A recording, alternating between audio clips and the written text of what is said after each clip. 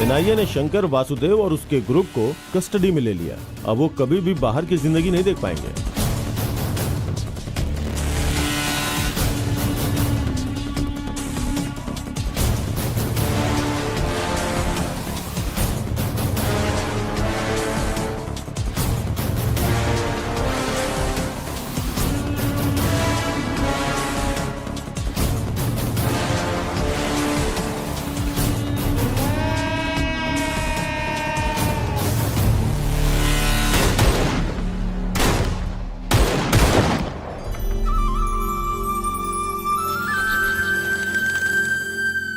ये है मुदलाकोट्टा, पलक्कड़ जिले का एक ऐतिहासिक गांव, जो प्रेमियों की मनपसंद जगह और अपनी खूबसूरती के अलावा पलक्कड़ का ये गांव राजनीति की गर्माहट के लिए भी जाना जाता है।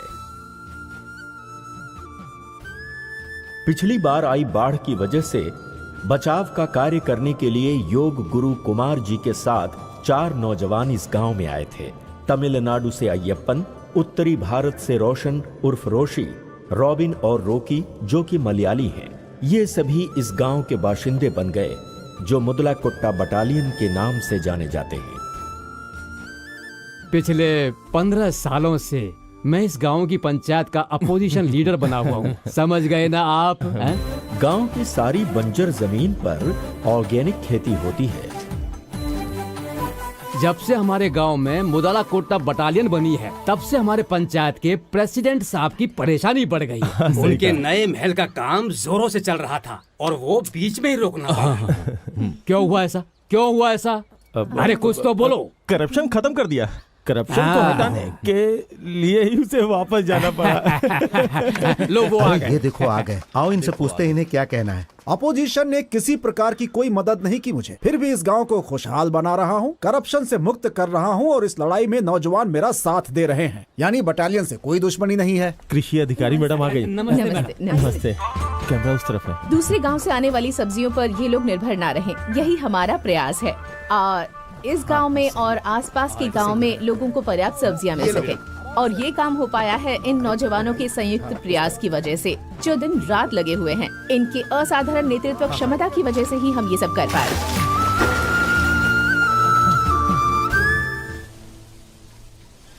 सरकारी योजना के तहत कृषि अयोग्य जमीनों को हासिल कर उन्हें खेती योग्य बनाने की चर्चा करने हेतु अधिकारी गांव में पहुंचे। हमारे लिस्ट की ये सबसे बड़ी जमीन है मैडम। मैडम ये प्रॉपर्टी, ये पूरी सारी जमीन लगभग 18.5 एकड़ है और ये सारी जमीन एडाथला मथाई के नाम पर है। 2 साल पहले हमने खेती करने की कोशिश की लेकिन कर नहीं पाए। इस बार होगा आरडीओ, क्योंकि इस बार हमारी सरकार है। नरक होगा नरक। एडाथला मथाई इस समय शहर गया हुआ है। ऑर्डर रिवाइज करके ही लौटेगा वो। ये सच है मैडम, उनकी पहुंच बहुत ऊपर तक है। ये देखिए सर। Will see. हम खुद जाकर मिस्टर मथाई से मिलेंगे। सर मथाई जी। अरे मथाई साहब आइए, बैठिए बैठिए। नमस्ते। नमस्ते नमस्ते। आजकल आप कहीं दिखाई ही नहीं देते। दिखाई नहीं देते? आंखों में मोतिया बिंदु हुआ है क्या मंत्री जी? अरे वो तो मैं बस ऐसे ही कह रहा था शशि जी। और आपकी बात सही है मंत्री जी। पार्लियामेंट इलेक्शन के लिए फंड लेके आप तो गायब ही हो गए। उसके बाद तो मैंने आपको देखा ही नहीं। अरे ऐसी बात मत कहिए मथाई जी, इस गांव की खुशहाली की वजह से ही मैं यहाँ पर टिक पाया हूँ। हाँ, सुनिए, ये 18.5 एकड़ जमीन हाईवे के उत्तर में सिर्फ 1 किलोमीटर की दूरी पर है और मैं कई सालों से कोर्ट के चक्कर लगा रहा हूँ इस जमीन को नॉन एग्रीकल्चर लैंड डिक्लेयर करने के लिए, और सबने मुझसे घूस ले रखी है ये कह करके कि काम जल्द से जल्द हो जाएगा। अब वो जितने पैसे घूस में दिए हैं उसका पूरा हिसाब साहब ने डायरी में लिखा है। अब चाहे सीबीआई वाले हो या इनकम टैक्स वाले या ईडी वाले, ये सबसे पहले डायरी उन्हीं लोगों की जब्त करते हैं। अब इस सारी 18.5 एकड़ जमीन में पानी भरा 20 साल से खेती नहीं हुई है। गांव की भलाई के लिए एक मेडिकल कॉलेज बनाना, मथाई साहब का ये सपना उन्हें मरने से पहले पूरा करना है। वहाँ पर किसी की टाउनशिप बनाने का हमारा कोई इरादा नहीं है। अब पंचायत प्रॉब्लम खड़ी कर रही है, खेती के लिए जमीन सौंपने को कह रही है। अब मथाई साहब, इसमें पंचायत का कुछ नहीं है, तो सरकार की यह नई पॉलिसी है, अब उसे बदलना थोड़ा मुश्किल होगा। अगर मैंने एक बार खेती के लिए जमीन सौंप दी फिर जिंदगी भर कभी उसकी लेवलिंग नहीं कर पाऊंगा। देखिए, जमीन की लेवलिंग करना वैसे भी पॉलिसी के खिलाफ होगा। और मैं किसी भी हालत में ये नहीं होने दूंगा। मथाई साहब, अगर दूसरा कोई काम हो तो बेझिझक कह सकते हैं। अब मुझे असेंबली में जाना है, इजाजत दीजिए। मंत्री जी ने तो हमें अंगूठा दिखा दिया। मैंने कहा था ना यहाँ आना व्यर्थ है। हाँ चुप रहे। क्या और कोई काम है? हमें विदेश से सोना स्मगल करना है, तुम करके दोगे? ऐसे कह रहा है जैसे कोई जिन हो। चुनाव में फंड देने से पहले ही सोचना चाहिए था। एहसान फरामोश कहीं का। मंत्री साहब की पार्टी की खासियत यही है कि उन्हें आप जैसे बाहुबलियों का साथ और पैसा दोनों भी चाहिए, लेकिन उनके प्रयास और पॉलिसी दोनों सिर्फ गरीबों के लिए ही होते हैं। अब बस भी करो तुम शशि, ये बताओ कि आगे करना क्या है? देखिए, मुझे तो ये पहले से ही पता था। है? एक तरीका है सत्यशीलन। सत्यशीलन? मैं उसे पर्सनली तो नहीं जानता, लेकिन वो मेरे दूर के रिश्तेदार का रिश्तेदार है। जहां तक मैंने सुना है, ऐसी कोई समस्या नहीं जिसका समाधान सत्यशील के पास नहीं। सत्यशील आएगा, आपसे मिलेगा और फिर आपकी प्रॉब्लम सॉल्व करेगा।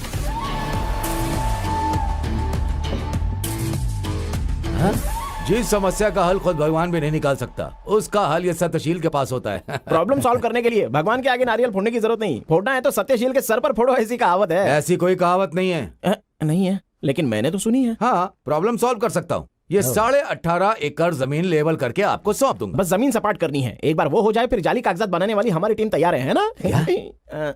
अब क्या? जमीन सपाट करने जो आदमी आएगा उसे पूरा 1 साल लगेगा। उसे रहने के लिए घर देना होगा, वो जितना कैश मांगेगा देना होगा, और लीज एग्रीमेंट भी 3 साल के लिए। क्या 3 साल के लिए? पर वो किस लिए? हाँ, खेती की जमीन की लेवलिंग उसी एग्रीमेंट के बलबूते होगी। किसी को कोई भी शक नहीं होना चाहिए, कागजात एकदम परफेक्ट होने चाहिए। 3 साल का लीज एग्रीमेंट तो मस्ट है। ये सब जरूरी? बिल्कुल। पंचायत का मुंह बंद करने के लिए हमें एग्रीमेंट बनाना होगा, पिछली डेट डालकर बनाना होगा ना? हाँ, एक बार जमीन सपाट हो जाएगी, एग्रीमेंट के हिसाब से वो आदमी जमीन वापस कर देगा। आप सिर्फ आदमी आदमी बोल रहे हो, ये आदमी आखिर है कौन? अरे भाई, वो अपना अवतार है।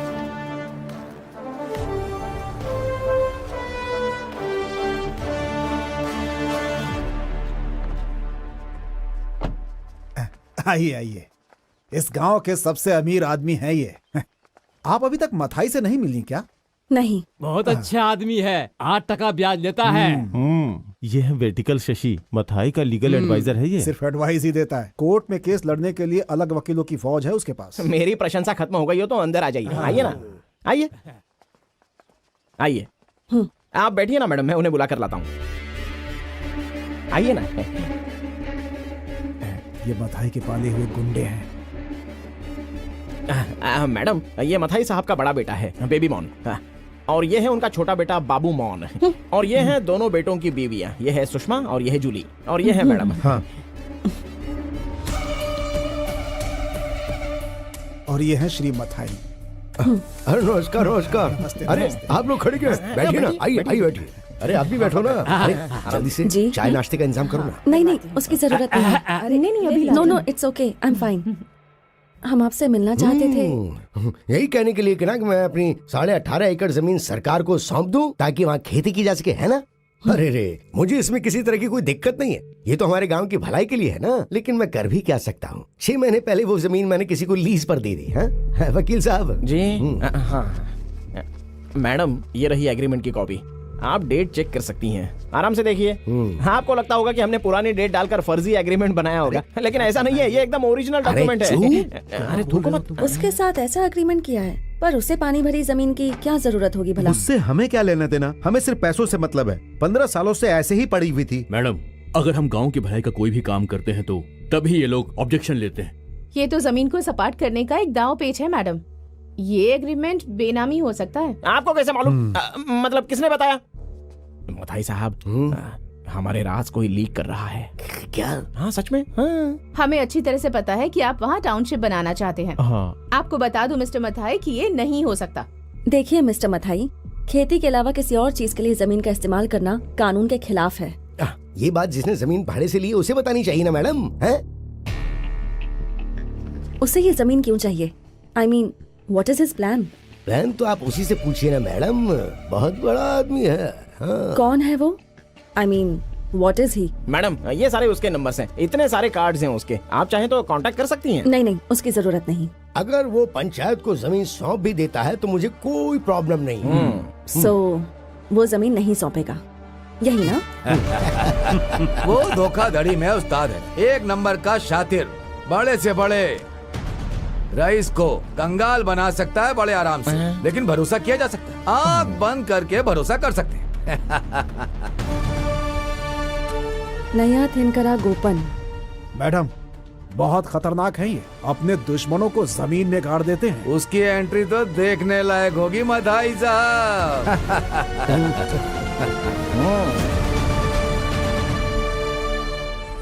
अरे मैडम आ गई।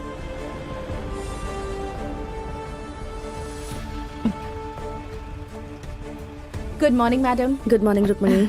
हाय। नमस्कार। नमस्कार। नमस्ते। ये सब यहाँ क्यों रुके हुए हैं? वो क्या है, वो नया थिनकरा गोपन अभी आया नहीं है मैडम। 12 बजे मेरी दूसरी मीटिंग भी है। I have to leave by 11:30। Madam आप अंदर वेट कीजिए, हम यहीं इंतजार करते हैं। मैडम को अंदर ले जाओ। चलिए मैडम।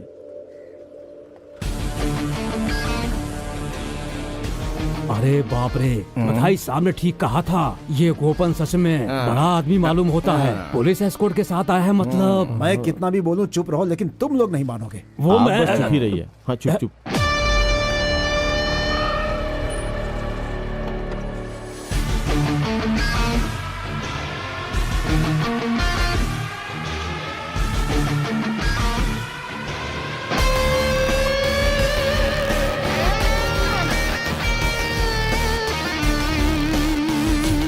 यहाँ पर संगीतकार गोपन कौन है? ये डिग्री कब मिली उन्हें? डिग्री किसी भी क्षेत्र की हो, इससे कोई फर्क नहीं पड़ता। मुझे मेरे सवाल का जवाब चाहिए। क्या सवाल है आपके? मुदल कुट्टा बटालियन भी मौजूद है। मुझे संगीतकार गोपन को अरेस्ट करना है। सुना क्या वकील साहब, तुमने और मथाई साहब ने मिलकर जिस आदमी को खड़ा किया था ना, लगता है वो चोर निकला। उसके यहाँ पहुँचने से पहले वारंट यहाँ आ गया। अरे वो निकल चुका है।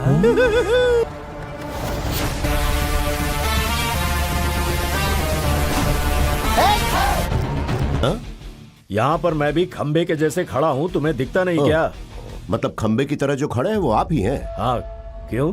अब देखो गोपन, मेरी बात। सर, संगीतकार गोपन बोलिए। उससे कोई फर्क नहीं पड़ता। सर फर्क पड़ता है सर, बस उसी से फर्क पड़ता है।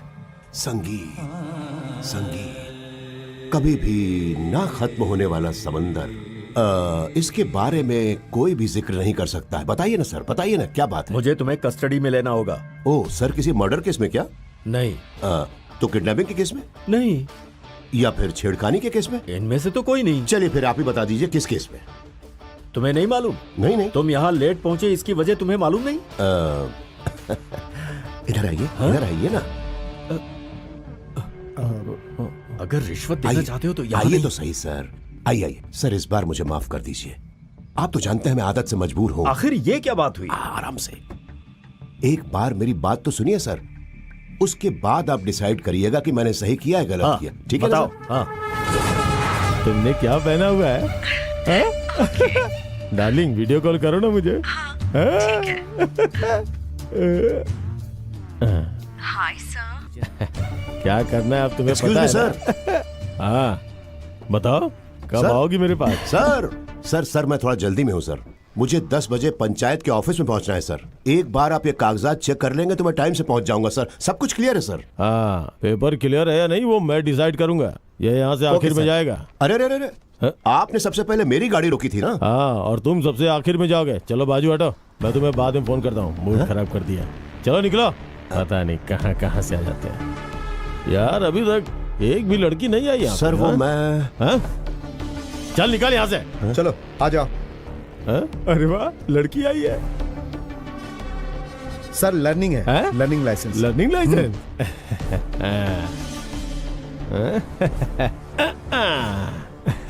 मॉडल तो अच्छा है। लर्निंग लाइसेंस है? हाँ सर। तुम्हें अभी बहुत कुछ सीखना है। फिटिंग तो बहुत अच्छी है। एकदम फर्स्ट क्लास। सब कुछ निकालना पड़ेगा तुम्हें। Sorry sir. डॉक्यूमेंट्स है तुम्हारे पास? है सर। मुझे दिखाओ। हाँ। समझ गया। रैम्बो बॉस, गाड़ी स्टार्ट कर भाई। सुनो बेटा, तुम घर जाओ। आप सर वो सर मैं कहना चाहता हूं एक मिनट, पानी लाओ।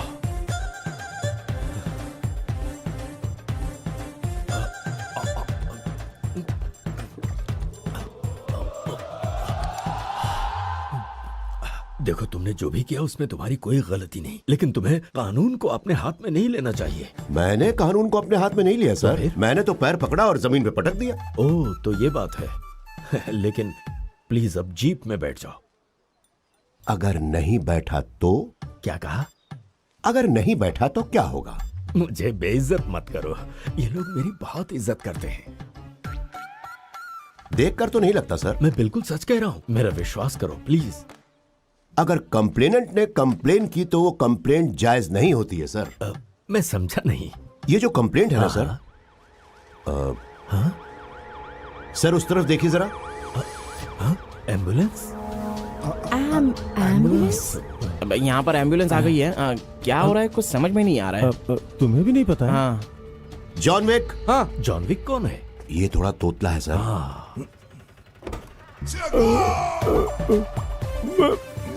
विश्व सर। हैं?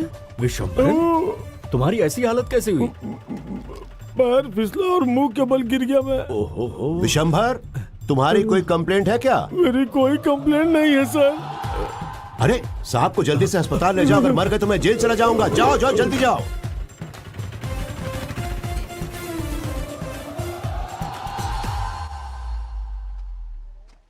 तो बताइए क्या प्लान है? अब आप नहीं जा रहे हैं शिवशंकर साहब? तो क्या सोचा तुमने? तुम मेरे साथ नहीं चलोगे? आना जरूरी है क्या? तो तुम नहीं आओगे? मुझे ले जाना टाल दीजिए ना सर। इतना भी नहीं कर सकते? हाँ। कहिए तो आपके पैर पकड़ लूं। अरे नहीं नहीं। हाँ? अरे जल्दी चलो यहां से। मिस्टर गोपन, आपका शो खत्म हो गया हो तो मुद्दे की बात कर सकते हैं? ऐसा मत कहिए, मैं मुद्दा जानता हूं कि क्या है। मेरी रोजी रोटी बंद मत करवाइए। खेती करना मेरा व्यवसाय है, कम से कम खेती करके मुझे अपनी रोजी रोटी कमाने दीजिए मैडम। अगर आप खेत में धान उगाना चाहते हैं तो हमारा आपको पूरा सहयोग मिलेगा, पर अगर कोई और इरादा है तो जमीन जब्त कर ली जाएगी पंचायत के द्वारा। पंचायत वहाँ पर खेती करेगी। मैंने 18 एकड़ जो जमीन ली है मैडम, वो एकदम निचले स्तर वाली है। कई सालों से वहाँ पर पानी जमा है, इसलिए धान की खेती नहीं हो सकी मैडम। और आज वो जिस हालत में है वहाँ अच्छे किस्म का धान उगाया जा सकता है मैडम, और वो चावल पानी में ही उगता है। और ये बात तो आप भी अच्छी तरह से जानती हैं मैडम, है ना? लेकिन एग्रीमेंट के हिसाब से मैंने जो रकम मथाई को दी है, उस रकम से चावल की खेती करना बहुत ही मुश्किल होगा, समझ लीजिए नामुमकिन है। हमें हालात को देखकर खेती करनी होगी, तभी तो फसल अच्छी होगी और मुनाफा भी अच्छा होगा। सही कहा ना मैडम मैंने? इनका चेहरा देखकर लग रहा है सब कुछ जानती हैं, तभी तो ये एग्रीकल्चर ऑफिसर हैं, सब कुछ समझती हैं ये। रुक्मणी, मुझे आपसे प्रोफेशनल एथिक्स सीखने की कोई जरूरत नहीं है। I'll do what I'm supposed to do. Then I will do that I don't want to do. तो भाइयों, मैडम यहाँ से नाराज होकर चली गई। मैं एक बार उनसे फिर से मिल लूंगा। मैं यहीं पे रहने वाला हूँ, कहीं नहीं जाऊंगा। किसी को कोई शंका हो तो आके मुझसे मिल सकता है। Okay okay. ये सब क्या है? बुलाया है, सही कहा ना मैंने? 18.5 एकड़ जमीन लेवल करने के लिए। ओहो हाँ, तो तुम लोगों को पता चल गया। Intelligent guys. तुम और तुम्हारा संगीत भूषण अपनी धमकियां और ड्रामेबाजी छोड़ो। यहाँ ये सब नहीं चलेगा, ये अलग जगह है, संभल के रहना। इस गांव में क्या होगा और क्या नहीं होगा ये हम तय करते हैं, और कोई नहीं। हमारी मर्जी के बगैर यहाँ पत्ता भी नहीं हिलेगा।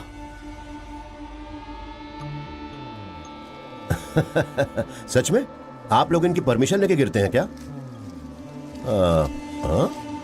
अरे ये तो बिना परमिशन के नीचे गिर गया। अरे देखो ना।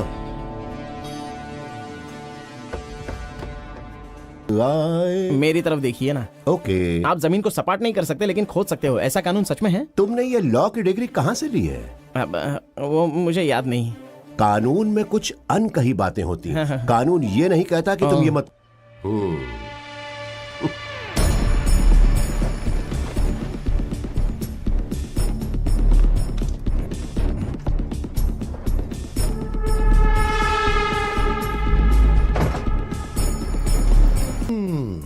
तुम्हारे आते ही गांव में हलचल मच गई और यहाँ के लोगों की हवा निकल गई।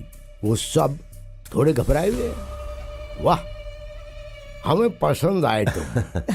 हमारे बॉस मेहमानों की अच्छी खातिरदारी करते। आप पीते हो क्या? रेगुलर तो नहीं, हफ्ते में बस समझ लो 3 दिन? नहीं 7 दिन। ओह, कभी कभार।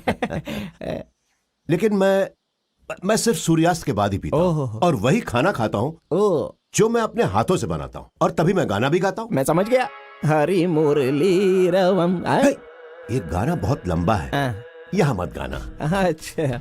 घर के पीछे वाले तालाब में डुबकी लगाने के बाद जिस घर में आपने मेरे रहने का इंतजाम किया है, वहाँ पर एक रंगारंग कार्यक्रम होगा, जरूर आइएगा। सुनो, हाँ, मुझे ये बताओ कि तुम्हें कैसे पता कि उस हाउस के पीछे एक तालाब है? परमेश्वर संसार चलाते, सॉरी, अगर उनकी सच्चे दिल और श्रद्धा से पूजा की जाए तो जितने भी तालाब हैं वो सब आंखों के सामने आ जाते हैं। ये आदमी थोड़ा रहस्यमय मालूम होता है। हर इंसान को थोड़ा रहस्यमय होना ही चाहिए। रैम्बो, बस गाड़ी स्टार्ट करो। Okay boss.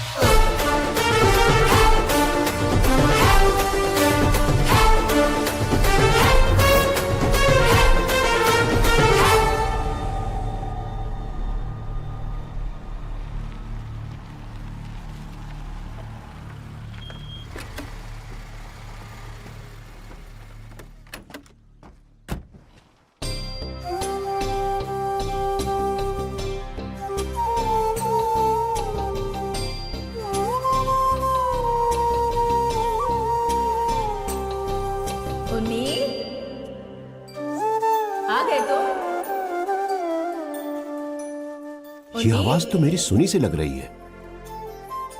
शायद मेरा वहम हो। रैम्बो,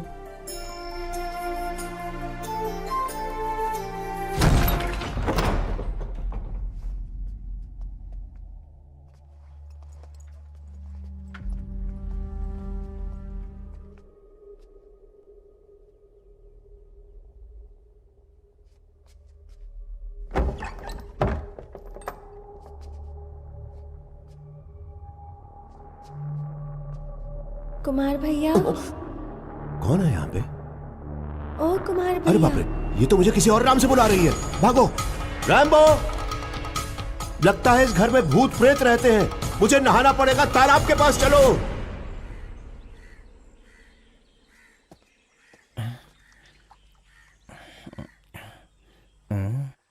अरे तुम लोग ऐसे तालाब में क्या देख रहे हो? वो बाहर नहीं आ रहे। बाहर नहीं आ रहे? कौन? बॉस नहाने के लिए अंदर गए हैं। हमेशा ऐसे ही करते हैं, पानी में घुसते हैं, थोड़ा फुटेज खाते हैं, फिर निकलते हैं। उनकी स्टाइल है। ये फुटेज थोड़ा ज्यादा नहीं लगता? काफी समय बीत गया है, मरवर तो नहीं गए ना? फायर ब्रिगेड को बुलाता हूँ।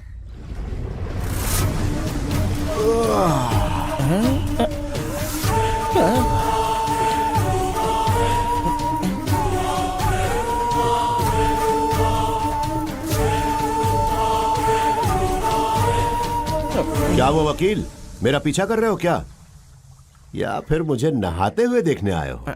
मुझे आपको कुछ देना था इसलिए। जो कुछ भी देना है घर के बरामदे में दो।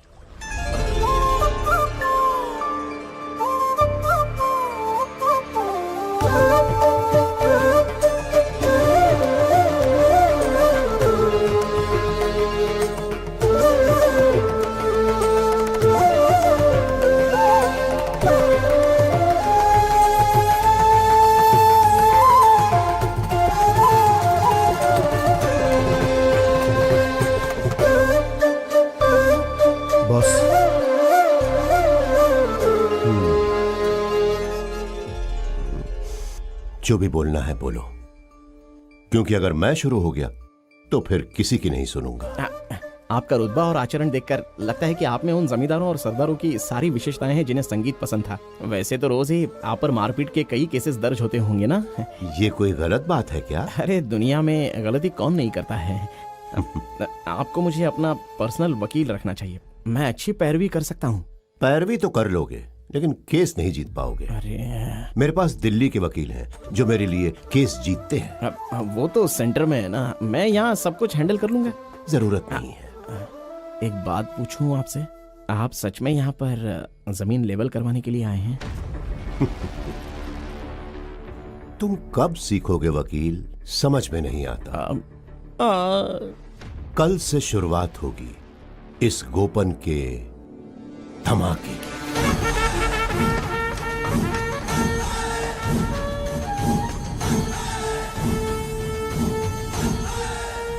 6 फीट चौड़ा, हाँ, और 6 फीट गहरा, फिर उसमें 6 फीट गैप होगा।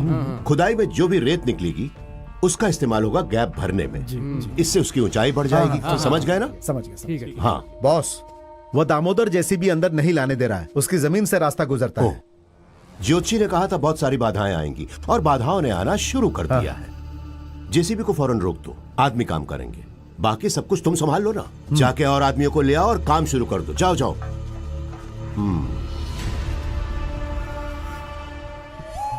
उसने कहा था कि वो जमीन की खुदाई करने जा रहा है। हाँ, ऐसा करेगा तो उसे भुगतना पड़ेगा। रास्ता दो, रुक्मणी की सवारी आई। आपका स्वागत है रुक्मणी जी।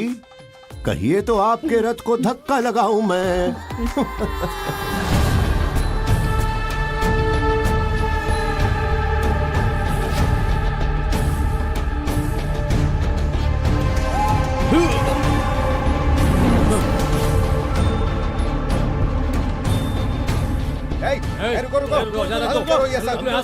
इस खेत में कोई काम नहीं होगा। चलो निकलो, निकलो यहाँ से। प्रॉब्लम क्या है भाई? प्रॉब्लम यह है कि इस जमीन को ना तुम सपाट कर सकते हो, ना खोद सकते हो, और ना ही कोई काम कर सकते हो। हम ऐसा नहीं होने देंगे। ऐसा है क्या? ये कौन सा न्याय हुआ? लीज पे ली हुई जमीन को मैं क्यों नहीं खोद सकता? मछली पालन क्यों नहीं कर सकता हूँ? मजाक कर रहे हो क्या? आपने तो परमिशन भी दी हुई है। तो फिर ये किस तरह का न्याय हुआ? सुनो, हमने जो बोला है वो यहाँ का कानून है। इनमें से कोई भी तुम्हारे लिए काम नहीं करेगा। तुम खुद का कानून बना रहे हो, ये ठीक बात नहीं है। मुझे लगा कि जो पैसे मैं खर्च करूंगा उससे यहाँ के लोगों को फायदा होगा, और तुम वो होने नहीं दे रहे हो। रैम्बो! बॉस, वो आ गए।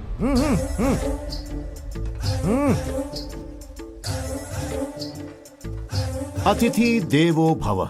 ईमानदार और बहुत ही कुशल मजदूर हैं ये लोग। बंगाल की भूमि से आए हैं। बंगाल की भूमि से? वो कहाँ है? बंगाल में है भाई। अरे भाइयों, चलो काम पे लग जाओ। उन्हें आप नहीं रोक सकते हैं। वो लोग मेहमान हैं और मेहमान को रोका नहीं जा सकता। आज तक इस जगह पे हमने किसी भी बंगाली को काम नहीं करने दिया। चलो। अरे भाई, उन्हें बंगाली मत बोलो। गवर्नमेंट इन्हें माइग्रेंट वर्कर्स कह के बुलाती है। अरे दूसरे राज्य के मजदूर हैं। अतिथि का अपमान नहीं करते, बल्कि उन्हें दिल में बसाते हैं। सुनिए, आप लोग जाकर अपना काम शुरू करिए। अरे रुक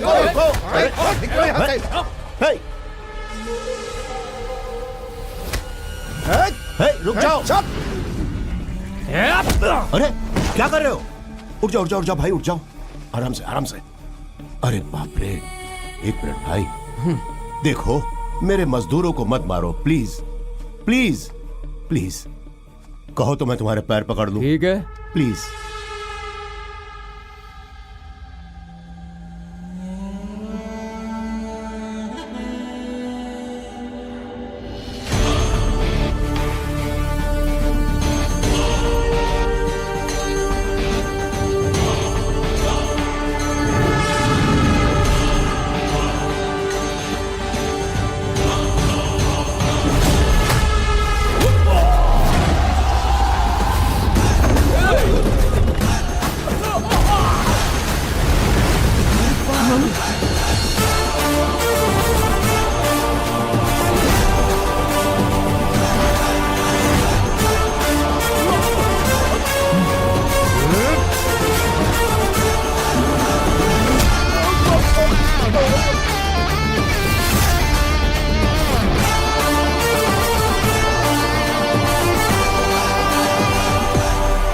ये लोग यहाँ पर अपनी रोजी रोटी कमाने आए हैं। अगर तुम में से किसी ने भी इन्हें छूने या कुछ कहने की हिम्मत की तो बहुत बुरा होगा। तो मैं किसी को भी छोड़ूंगा नहीं। अय्यप्पा!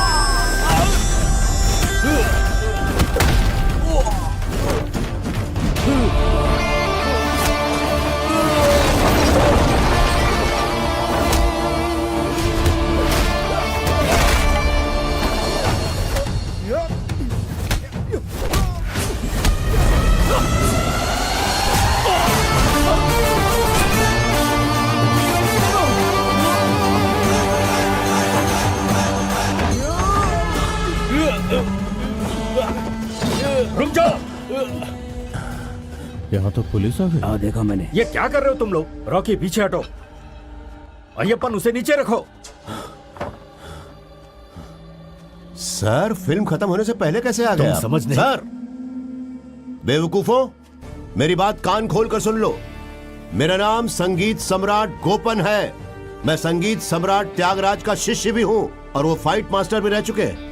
अगर वो फाइट करने वाला शिष्य बाहर आ गया तो फिर मैं गाना गाते हुए तुम लोगों की ठुकाई करूंगा। फिर तुम लोग खुद को भी नहीं पहचान पाओगे, समझ गए ना? और यहाँ इतनी लाशें गिरेंगी कि हॉस्पिटल खोलना पड़ जाएगा, समझे? और जिसको समझ में नहीं आया वो मेरा सामना करके देखे। बड़े आए काम रोकने वाले। सॉरी सर, क्या हुआ सर? मैं यहाँ इसलिए आया, आपको मेरे साथ चलना होगा। आपको आरडीओ के सामने हाजिर करने के ऑर्डर्स हैं। मतलब मुझे चलना होगा? तो नहीं आएंगे? उस चुड़ैल के सामने? हाँ। मतलब उन्होंने अपनी दादागिरी दिखानी शुरू कर दी? ये ठीक है। चलिए चलता हूँ। आरडीओ बहुत गुस्से में है। वो औरत आरडीओ नहीं है सर, आरडीएक्स है। वो किसी दवा का नाम नहीं है। सॉरी, हम पहुंच गए। वो इंसान नहीं है सर। आरडीओ के लिए मेरे दिल में बहुत रिस्पेक्ट है, लेकिन वो इंसान नहीं है, राक्षसी है, राक्षसी। देखता हो मेरा मछली पालन कैसे रोकती है। खून की नदियां बहा दूंगा और वो नदी पार करके आपको वापस जाना होगा। पर मुझे तैरना नहीं आता। तैरना नहीं आता तो फिर नाव से चले जाइएगा। हे भगवान, इस मुसीबत से बचाओ। इनका साथ देने से मेरी टोपी उतर जाएगी और नहीं दिया तो मेरा सिर ये तोड़ देंगे। बातें करना बंद करिए, मेरे साथ आइए। आता हूँ।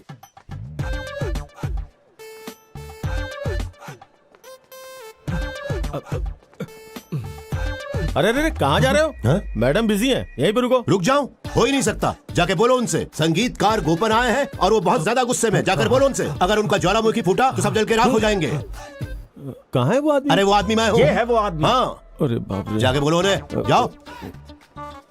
अरे सुनिए गोपन, पेशेंस रखिए। इतना ज्यादा गुस्सा अच्छा नहीं ये होता। जाकर उससे बोलिए जिसने मुझे बुलाया है यहाँ अरे पर। थोड़ा ठंड रखिए। क्या हुआ? मैडम बुला रही हैं। हाँ हाँ चलो। सुनिए, अगर अंदर कोई सीन हो जाए तो आप बौखलाना नहीं। बिल्कुल मत डरना। आ जाओ मेरे साथ। अरे लेकिन मेरी बात मुझे सुनो माफी गोपन, दे दीजिए वो महारानी जी, मुझे माफी दे दीजिए। मैं बहुत सदाचारी हूँ, ये तो आप जानती ही है ना। उस जमीन के लिए मैंने बहुत पैसे खर्च किए हैं और मोटा ब्याज भी भर रहा हूँ। अगर मछली पालन का काम नहीं शुरू हुआ ना तो सच कह रहा हूँ मैं सुसाइड कर लूंगा मैडम। और मेरी मौत की जिम्मेदार आप ही होंगी मैडम। और इंडिया के किसानों की लिस्ट में मेरा नाम भी ऐड हो जाएगा। आप देख लेना मैडम, सर का नाम भी ऐड होगा। मेरा नाम क्यों? मैडम का नहीं काफी होगा, है कोई ना? बात नहीं। लिखो अपना नाम, लेकिन आत्महत्या करनी पड़ेगी। हाँ? क्योंकि फिश फार्मिंग तो वहां नहीं हो सकती। ये देखो, कलेक्टर का स्टे ऑर्डर है। और तो और 2 क्रिमिनल केसेस भी चलने वाले हैं। ये क्या हुआ? एक एग्रीकल्चरल लैंड में तालाब खोदने की कोशिश और दूसरा गांव वालों के साथ गुंडागर्दी करने की कोशिश। मेरी छोटी छोटी मछलियों का क्या होगा? वो तो शहर से आने के लिए निकल भी चुकी हैं। उन्हें तैरने के लिए तालाब नहीं मिला तो वो मर जाएंगी मैडम। और इतनी सारी मौतों का दुख मैं बर्दाश्त नहीं कर पाऊंगा मैडम। नहीं हो सकता मैडम, मैं नहीं कर पाऊंगा। मुझे माफ कर दीजिए। पैसे और पहचान के बलबूते पर अगर ऊपर से कोई ऑर्डर लेकर आना चाहते हो तो उसका कोई फायदा नहीं। रहने दो, क्योंकि इस मैटर में ना तो कोई कोर्ट मदद करेगा ना कोई गवर्नमेंट। मैडम कुछ तो दया दिखाइए मुझ पर। नहीं मैडम, मैं आपका अपना भाई हूँ, आपका पड़ोसी हूँ, आपका लवर हूँ, आपका शौहर हूँ, लेकिन फिर भी आप नफरत करती हैं मुझसे। ऐसा मत करिए मैडम। मैं भी यही सोच रहा था।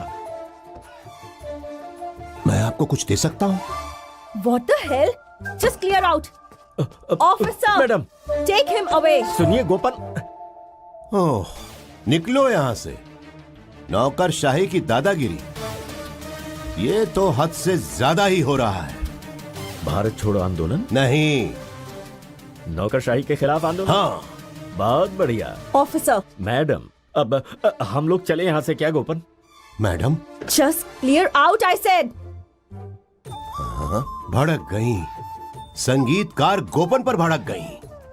अरे मैंने संगीत सीखा है, संगीत सिखाया भी है, लेकिन सबक नहीं सीखा। पर सबक सिखाना आता है मुझे, और खेत सपाट करना भी आता है। मैं आपको सबक सिखा के रहूंगा और खेत भी सपाट करूंगा। चलो चलिए ना भाई, चलो आइए। चलो। मैडम माफी चाहता हूँ, सॉरी मैडम। एक तरफ ये आरडीओ और दूसरी तरफ वो जंगली बिल्लियां। मतलब अब जंग होनी निश्चित है। पर मैंने सुना है आपकी पहुंच ऊपर तक है। सिर्फ ऊपर तक ही नहीं, नीचे तक भी बहुत है, तुम देखना। प्लीज मेरा ट्रांसफर कहीं दूर करवा दीजिए, मुझे शांति से जिंदगी बितानी है। यहाँ जंग होने वाली है और तुम्हें शांति चाहिए? वीडियो शूट करके व्हाट्सएप पे भेज देना, मैं कहीं और बैठ के देख लूंगा। संगीतकार गोपन, सुनो ना मेरी बात। अगर मैं तुमसे कुछ कहता हूँ तो करोगे क्या? फालतू की बात नहीं हुई तो करूंगा। ये फालतू बात नहीं है, बढ़िया आइडिया है।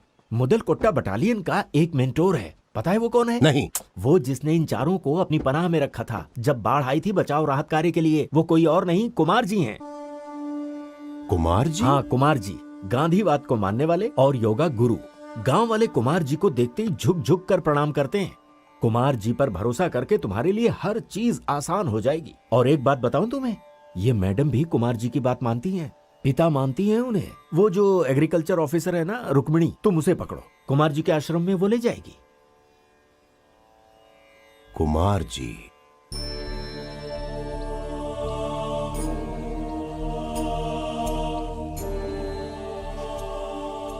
हाँ, कितना सुकून भरा माहौल है, कितनी शांति है यहाँ। क्या? बहुत सुकून महसूस कर रहा हूँ। ये आश्रम हम गांव वालों ने मिलकर ही बनाया है। ओह। आपको पता है कुमार जी और मुदल कोटा बटालियन ने कितना कुछ किया है इस गांव के लिए। सच में?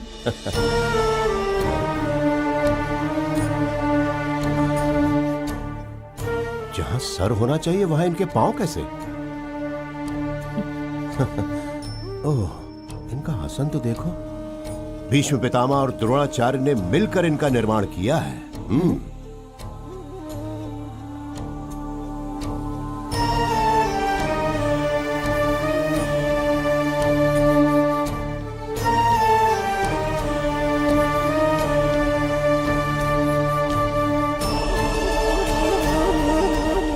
ऊपर उठ रहे हैं। अरे वो ऊपर उठ रहे हैं। क्या? उन्हें ऊपर उठता देखना कहीं मेरा भ्रम तो नहीं है? उन्हें अद्भुत सिद्धियां प्राप्त है। हैं? अद्भुत सिद्धियां प्राप्त है उन्हें। ओह, चमत्कार। तो ऐसा है? हाँ? मतलब ये जादूगर हैं। वो आंखें खोल रहे हैं। स्वामी जी। स्वामी। हाँ, नमस्कार स्वामी। पधारिए। जी। स्वामी। विराजिए। हाँ। क्या हम लोग यहीं जमीन पर आसनस्थ हो जाए? जी हाँ। जी जी। मैं संगीतकार गोपन न्यांतिकार का रहने वाला हूँ। आपके लिए कुछ चढ़ावा लेकर आया हूँ। आप बकरी का दूध पीते हैं, ऐसा इन्होंने मुझे बताया, इसलिए मैं लेकर आ गया। तो बताइए संगीतकार गोपन, ओ, मुझसे क्या चाहिए तुम्हें? अपनी पहचान बताने आया हूँ साधु महाराज। साधु महाराज? मुझे साधु बनने में अभी बहुत समय है। सच में? तुम्हारे मछली पालन में अभी बहुत सारी बाधाएं अरे हैं, बाप है रे। ना? इन्हें तो सब कुछ पता है। गांव के अतिथि की बहुत सारी कहानियां सुनी है मैंने। अरे बाप रे, गुस्ताखी के लिए माफी। यहाँ मैं झगड़ा लड़ाई करने के लिए नहीं आया हूँ, रोजी रोटी कमाने आया हूँ। आप जो राक्षसों की सेना सॉरी, मतलब आपके जो शिष्यों की सेना है उन्होंने मुझसे दुश्मनी कर ली है, और ऊपर से वो राक्षसी सॉरी, वो आरडीओ, वो बहुत ही अड़ियल है। मैं जानता हूं आप दोनों के बीच पिता पुत्री का रिश्ता है। स्वामी मेरी रक्षा कीजिए, मैं तो यहाँ रोटी कमाने के लिए आया हूँ। सही रास्ते पे चलोगे तो कोई बाधा नहीं आएगी। अगर इरादा सही है तो सब मदद करेंगे। गांव के लोग बहुत सीधे साधे हैं।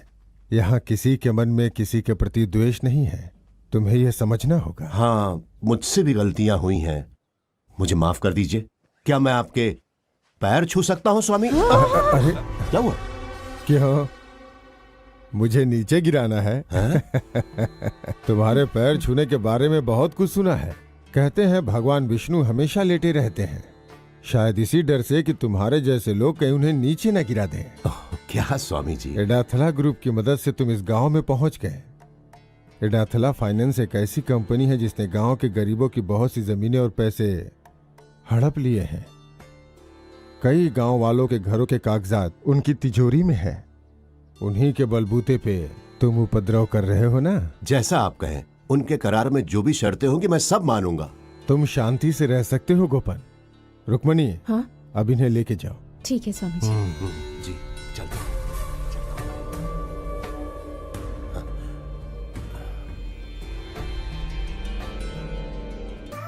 सिस्टर, हाँ?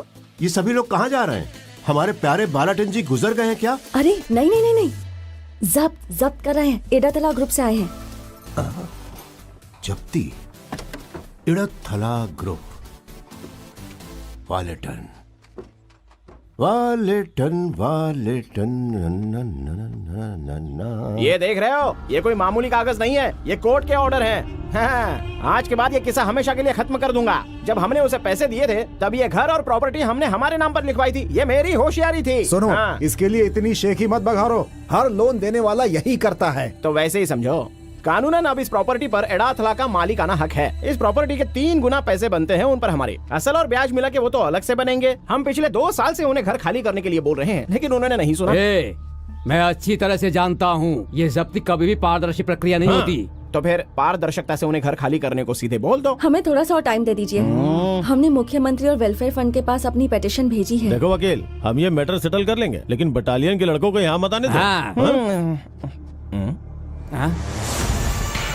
चलो हटा।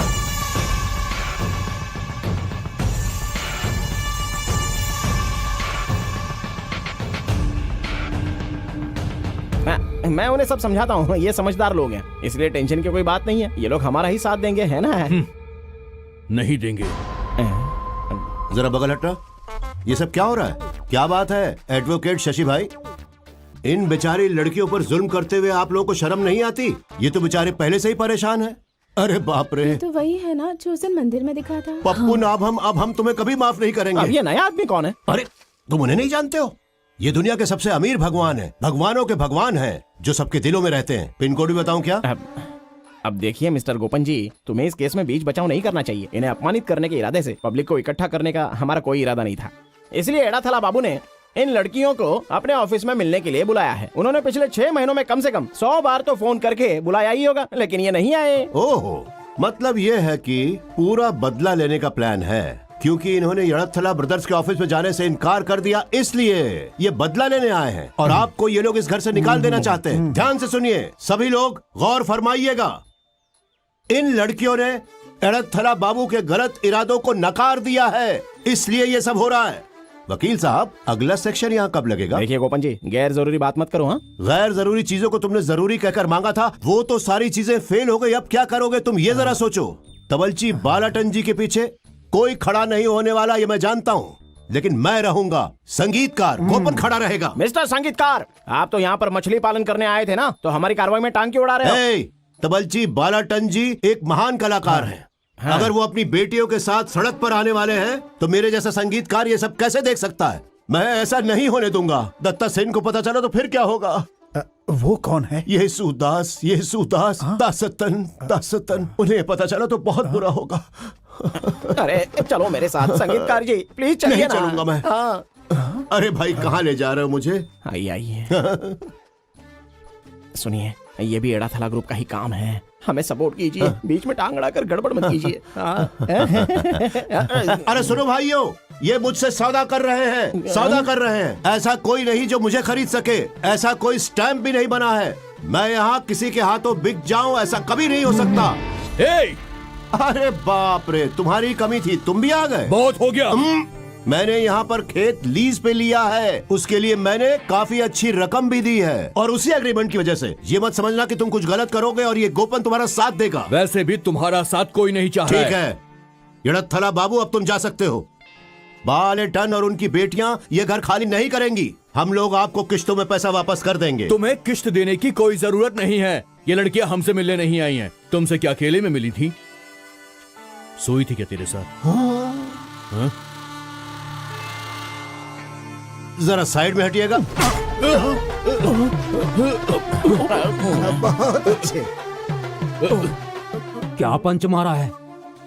शुक्र मनाओ कि उसने तुम्हारे पैर नहीं छुए। सुनो, इनके बारे में तुम जानना चाहते हो ना? ये मेरी बहनें हैं और बालाटन जी मेरे गुरु हैं। गुरु? मेरे मुंह बोले गुरु। हमारा द्रोणाचार्य और एकलव्य जैसा नाता है। एकलव्य ने तो सिर्फ अपना अंगूठा काट के दिया था, इनके लिए तो मैं अपनी पांचों उंगलियां कटवा सकता हूँ। बड़े आए हैं। आओ।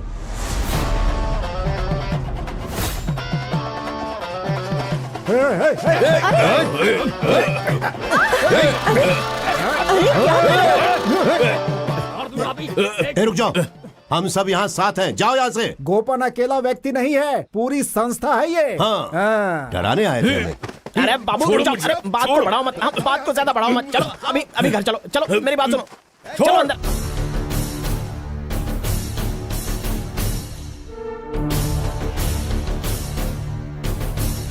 सुनिए सुनिए ये क्या कर रहे हो आप? मैं आपको जाने नहीं दूंगा। आवाज करेगा तो मार डालूंगा। देखिए, चाहो तो इसे मेरा डाइंग कन्फेशन समझ लीजिए। आज तक इस वथाई के बेटे को छूने की किसी ने हिम्मत नहीं की थी, और वो कमीना जो खेत सपाट करने आया था उसको उसी खेत में गाड़ दो। बाबा अरे बेबी सुन, मेरी बात सुन। खून खराबे की जरूरत नहीं है। अगर मर्डर केस हो गया तो तुम्हें फांसी हो सकती है। तुम हट जाओ वकील यहाँ से। अरे बाबा मुझे बोलने तो दो। ये सब चाल है। ये गोपन का एक अच्छा खासा मास्टर स्ट्रोक है। जमीन सपाट करने के लिए उसे गांव वालों का और बटालियन का सपोर्ट चाहिए, इसलिए उसने जानबूझकर हमें अपना दुश्मन बनाया है। दुश्मन का दुश्मन तो दोस्त होता है। आई बात समझ में? जब तक वो मैदान में है अपने घोड़ों को लगाम डालो। मेरे बेटे को चांटा मारना उसका मास्टर स्ट्रोक था। अगर बाबू को चाटा मारता तो क्या हमारी 18.5 एकड़ जमीन लेवल हो जाएगी क्या? आप इसकी बात मत सुनो पापा। जैसा तुमने बोला, अगर ये उसकी चाल थी तो मैं उसे माफ करूंगा, वरना इस जमीन से उठने से पहले मैं उसे दुनिया से उठा दूंगा, और ये मेरा वादा है। उसे खत्म करना तो ठीक है, लेकिन अपने पैर और मुंह का ख्याल रखिएगा। उसका इन दोनों पर विशेष प्रेम है। ये बालेटन क्या लगता है आपको कौन होगा? कौन है? हाँ, ये देवराज मास्टर जी या आर के शेखर मास्टर जी से पूछना पड़ेगा कि ये कौन है, या फिर जॉनसन मास्टर जी या रविंद्र मास्टर जी से पूछना पड़ेगा। अच्छा, इनमें से कोई भी जिंदा नहीं है ना? हाँ, तो फिर आप उनसे पूछेंगे कैसे? सवाल ये है कि आप उनसे पूछेंगे कैसे? लेकिन सवाल तो आपने पूछा था ना। दरअसल बात यह है कि कभी कभी मैं अपने आप से ऐसे बेकार के सवाल पूछता रहता हूँ और उसके जवाब भी मैं देता हूँ। बालेटन जी का एक बहुत ही बड़ा इतिहास है। मुझे जहाँ तक याद है कि दिलीप जी के बारे में। इसमें खामोखा दिलीप को मत घसीटो गोपन, मैं दिलीप का फैन हूँ। अरे वो वाले दिलीप नहीं, ये वाले दिलीप। अरे मैं AR रहमान वाले दिलीप जी की बात कर रहा हूँ। दिलीप नाम की एक फिल्म में उन्होंने अपना संगीत दिया, ये मैं जानता हूँ, और उसमें बालाटन जी ने तबला बजाया था। वो योद्धा है। वाह क्या बात है, क्या रात है, मस्तानी रात है, झूम के नाचो। बालाटन जी की इस हालत को AR रहमान को बताना होगा। शायद उनसे कोई मदद मिल जाए और बालाटन जी की हालत ठीक हो जाए। तो अब AR रहमान जी का शो यहाँ करवाना होगा। अरे क्या ये हो सकता है? क्या आप रहमान को पर्सनली जानते हैं? ए पागल लड़की, रुको। तुमने क्या पूछा मुझसे? यही ना कि AR रहमान जी को मैं पर्सनली जानता हूँ कि नहीं? एक मिनट, अभी दिखाता हूँ। रैम्बो बस।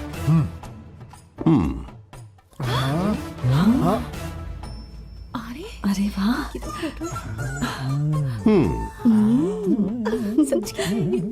हेलो वेंकटेश, बोले सर। वहाँ पे सब कुछ ठीक है ना? हाँ सब ठीक है सर। हाँ, मैं संगीतकार गोपन बोल रहा हूँ। पता है सर, कहिए ना। रहमान साहब चेन्नई में है क्या? नहीं सर, अभी वो लंदन में है, रोमिंग पर। ओ, लंदन गए हैं, रोमिंग पर हैं। हाँ सर, बताइए ना। अच्छा, तुम उनसे कह सकते हो कि मुझसे बात कर ले। रात में भी कर सकते हैं। सब कुछ ठीक है ना? हाँ सर, सब ठीक है। Thank you sir. ओके चलो बाय। रहमान साहब लंदन में हैं। अरे आप लोगों ने सुना ना, गोपन जी AR रहमान जी को पर्सनली जानते हैं। माय डियर रुकू, एक जमाने की बात है कि एक बेड और एक प्लेट। क्या मतलब? मतलब ये है कि हम एक बेड पर सोते थे और एक ही थाली में खाते थे, ऐसा रिलेशन है हमारा। स्वामी जी, स्वामी महाराज जी, अगर ये प्रोग्राम हो गया तो इसका पूरा फायदा बालाटन जी की फैमिली को होगा और मुदल कोटा बटालियन का सपना सच हो जाएगा। आगे का डिसीजन आपका है। मेरा मिशन है 100 घर बनाने का सपना। अरे मेरे प्यारे गोपन, भगवान तुम्हारा भला करे। हाँ, तो फिर ये प्रोग्राम होना चाहिए, हमें करना ही होगा। हाँ, ये प्रोग्राम हो गया तो हम गांव की सारी गरीब लड़कियों की शादी करा देंगे। इस रहमान के शो पे तो बहुत खर्चा करना पड़ेगा ना? मैं कुछ ऐसे कॉर्पोरेट ग्रुप्स को जानता हूँ जो ये शो स्पॉन्सर कर सकते हैं। फिर हम उस शो को रिकॉर्ड करेंगे, फिर हम किसी भी टीवी चैनल को 4-5 करोड़ रुपए में बेच देंगे। हाँ, सही कहा। लेकिन हम ये शो करेंगे कहाँ पर? पंचायत का ऑडिटोरियम है।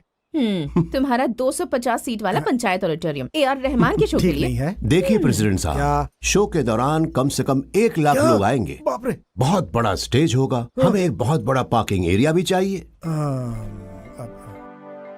इस गांव में इतनी बड़ी जगह है क्या कहीं? तो फिर हमारा स्कूल का ग्राउंड है ना प्रेसिडेंट जी? हाँ, लगभग 1 एकड़ का होगा। देखिए प्रेसिडेंट जी, कम से कम 5 से 10 एकड़ जमीन की जरूरत पड़ेगी। हाँ, क्या मैं एक सुझाव दूं? तुम अपनी जमीन पे क्यों नहीं करवाते? अरे नहीं, ऐसा नहीं हो सकता। वहाँ मेरी छोटी छोटी मछलियाँ रहेंगी। वैसे भी वो शहर से आने के लिए निकल चुकी। ये नहीं हो सकता। कई सालों से वहाँ धान की खेती नहीं हुई है, इसलिए सरकार वो जमीन खेती के लिए लेना चाहती है। एडाथला ग्रुप ने तुम्हें वो जमीन लीज पे दी है ताकि सरकार वो जमीन अपने कब्जे में न कर सके। हम वो जमीन सपाट कर देंगे और शो के लिए स्टेज बना देंगे। वाह, ये तो कमाल का आइडिया। लेकिन वो मेरी छोटी छोटी मछलियाँ जो शहर से निकल चुकी है। देखो, अब तुम ना नहीं करना, ये गांव की जरूरत है। अगर आप सब यही चाहते हैं तो फिर कोई बात नहीं। रूलिंग पार्टी, अपोजिशन, बटालियन, सब गांव वाले मिलकर काम करेंगे और रहमान का शो सुपर हिट कर देंगे। सही कहा। लेकिन एक प्रॉब्लम है, हाईवे से वहाँ तक रोड बनाने के लिए उस दामोदर की इजाजत लेनी होगी। अगर वो जमीन देने के लिए तैयार हो गया तो हम रोड आसानी से बना सकते हैं। ओह, जब मैं जेसीबी ला रहा था तो उसी ने बखेड़ा खड़ा किया था ना? अरे ये दामोदर काफी खतरनाक आदमी है। 2 मर्डर केस चल रहे उस पे, पिछले महीने ही जेल से छूट के आया है। लेकिन हम सब मिलके उससे बात कर सकते हैं। ठीक है, कोशिश करेंगे। इतना मुआवजा देंगे कि वो मना न कर पाए। अगर वो नहीं माना तो? अगर नहीं माना तो मैं उसके पैर पकड़ लूंगा।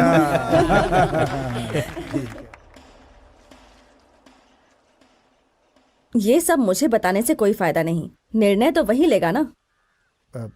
तुम उसे समझाती क्यों नहीं हो? वो मेरी बात नहीं सुनेगा प्रेसिडेंट जी। क्या हुआ, मान गए क्या वो? ये नहीं हो सकता गोपन, हमने पूरी कोशिश कर ली। ओह, आपने वो दामोदर जी से बात की?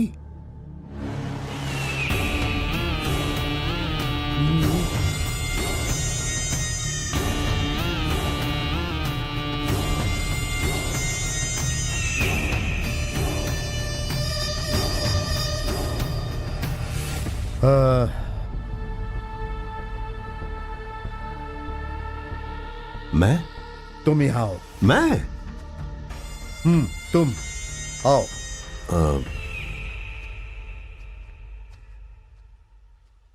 आओ। तो तुम हो गोपन नयातिन करा? नहीं, मैं संगीतकार गोपन हूँ। दोनों तो एक ही है। हाँ, दोनों एक हैं, लेकिन ये संगीतकार घराने का एक अलग ही मजा होता है सर जी। मुझे वो मजा नहीं लेना। नहीं लेना? पूजा पूरा जेल की सलाख है, मैं 10 साल से गिनता आया हूँ। ओह, 10 सालों तक गिन सकते हैं? इतनी सलाखें हैं वहाँ? मेरी 3 बेटियां हैं, मुझे उनकी शादी करानी है। क्या तुम करवा सकते हो? तीनों की शादी मैं अकेले?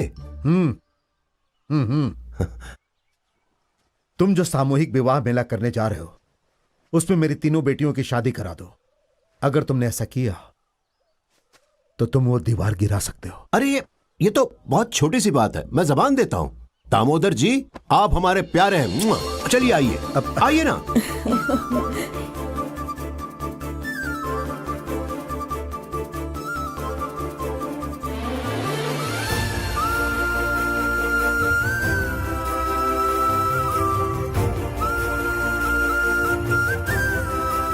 दामोदर जी की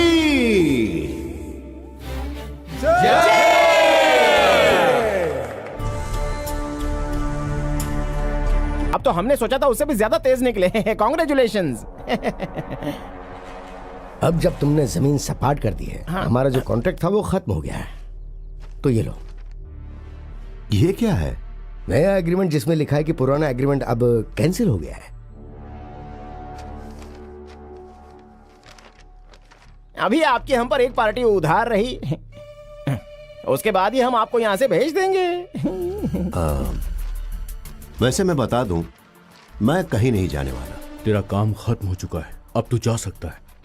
मेरा काम अभी खत्म नहीं हुआ, अब तो शुरू हुआ है। क्या तुम्हारा इरादा क्या है? हिम्मत है तो वो जेसीबी मेरी जमीन के अंदर लाकर दिखाओ। दामोदर फिर से जेल जाने से नहीं डरता है। ये क्या बोल रहा है? दामोदर, तुम तो दीवार गिराने के लिए राजी हो गए थे ना, फिर क्या हुआ? कब हुआ था? प्लीज।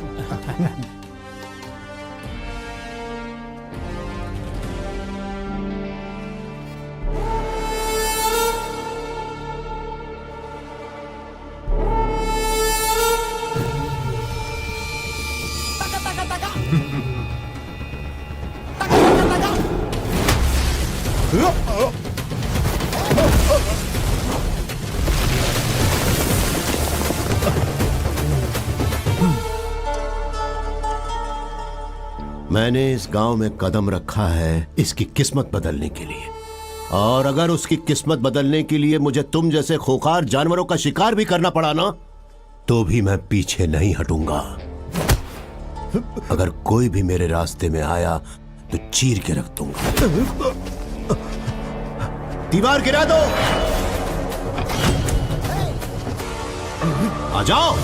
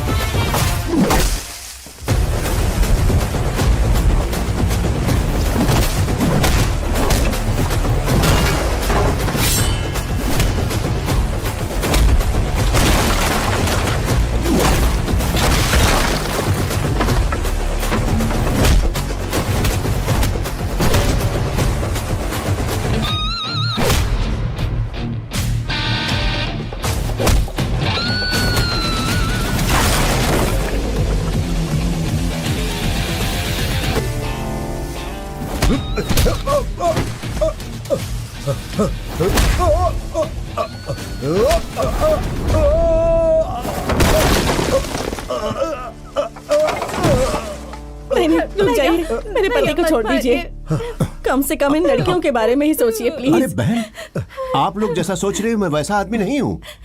ये दामोदर जी को सोचना चाहिए था ना। अरे अरे रोइए मत, देखिए आप लोग बिल्कुल चिंता मत करिए। आप लोगों को जिस चीज की जरूरत है वो मैं पूरा करूंगा। क्या तुमने इनसे कहा कि तुम लोग शादी नहीं करोगी? तुम लोग अपनी पढ़ाई पूरी करो, अपने पैरों पर खड़ी हो जाओ, फिर तुम्हें इसकी जरूरत पड़ेगी ही नहीं। हाँ, शादी करना ही औरतों का काम नहीं होता है, उन्हें आत्मनिर्भर होना चाहिए। उससे हमारा समाज तरक्की करेगा। तुम लोग को जो करना है तुम करो, मैं तुम्हारे साथ हूँ। ये पूरा गांव तुम्हारे साथ में, और ये बटालियन भी। अब तुम अपने बाबा को अंदर ले जाओ और अंदर जाकर थोड़ी तेल मालिश करो इनको। चलिए उठिए। गोपाल भाई, हाँ? वो आरडीओ मैडम, एसपी और सीओ साहब तुम्हें ढूंढ रहे हैं। क्या हुआ है? कोई बड़ी प्रॉब्लम होने वाली है। ये सब नौकरशाही और दादागिरी है और क्या? नहीं नहीं, मैं वहीं चलता हूँ, यहाँ मत बुलाओ। चलो हाँ। चलो।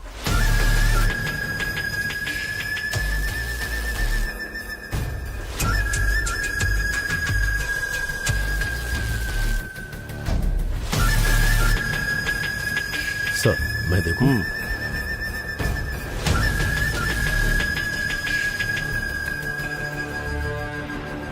एसपी साहब खुद आए हैं अरेस्ट करने के लिए। चलो। सुनिए मिस्टर गोपन, डिस्ट्रिक्ट मजिस्ट्रेट के आदेश के अनुसार हम आपको हिरासत में ले रहे हैं। लेकिन केस क्या है? पहला, रहमान के शो के नाम पर खेती की जमीन सपाट करना, और दूसरा, जो शो नहीं होने वाला उसके नाम पर धोखा देना। शाका शो नहीं होने वाला? शो नहीं होने वाला है? अरे मैंने भी तो यही पूछा। मैंने भी तो वही सवाल पूछा है। हाँ, मिस्टर AR रहमान को ऐसे किसी शो के बारे में पता भी नहीं है। मैंने इंक्वायरी की थी और जवाब में ईमेल आया है, मेरे फोन पर ही है। मैडम, आप अपनी व्यक्तिगत ईर्ष्या की वजह से मुझ पर केस थोप रही हैं और इसीलिए आप मुझे फंसाना चाहती हैं। मुझे इसकी एक्सप्लेनेशन देने की जरूरत भी नहीं है। व्यक्तिगत ईर्ष्या तुम्हारे और मेरे बीच? देखिए मोहतरमा, मेरे और आपके बीच में जो कुछ भी है सब कोई जानता है, ये कोई नई बात तो है नहीं। ये बात तो सच है कि मैडम को गोपन का नाम सुनना भी पसंद नहीं, लेकिन उनके पास पॉइंट है, ये तुम्हें समझना होगा गोपन। ले चलो इसे। तुम सब लोग चलो, निकलो यहाँ से। मैडम, एक बात तो समझनी होगी आपको, ये AR रहमान आप में से किसी को नहीं जानते, लेकिन इस संगीतकार गोपन को AR रहमान जानते हैं और उसी तरह से AR रहमान को ये गोपन जानता है। क्या? इन्होंने तो एक ही बात को 2 बार घुमा कर कह दिया। गांव वालों, मैं आपसे वादा करता हूं, मैं गोपन ये शो जरूर करवाऊंगा, चाहे कुछ भी हो जाए, ये शो होगा। AR रहमान आएंगे, अपना शो करेंगे, मैं नाचूंगा, सारा गांव जश्न मनाएगा।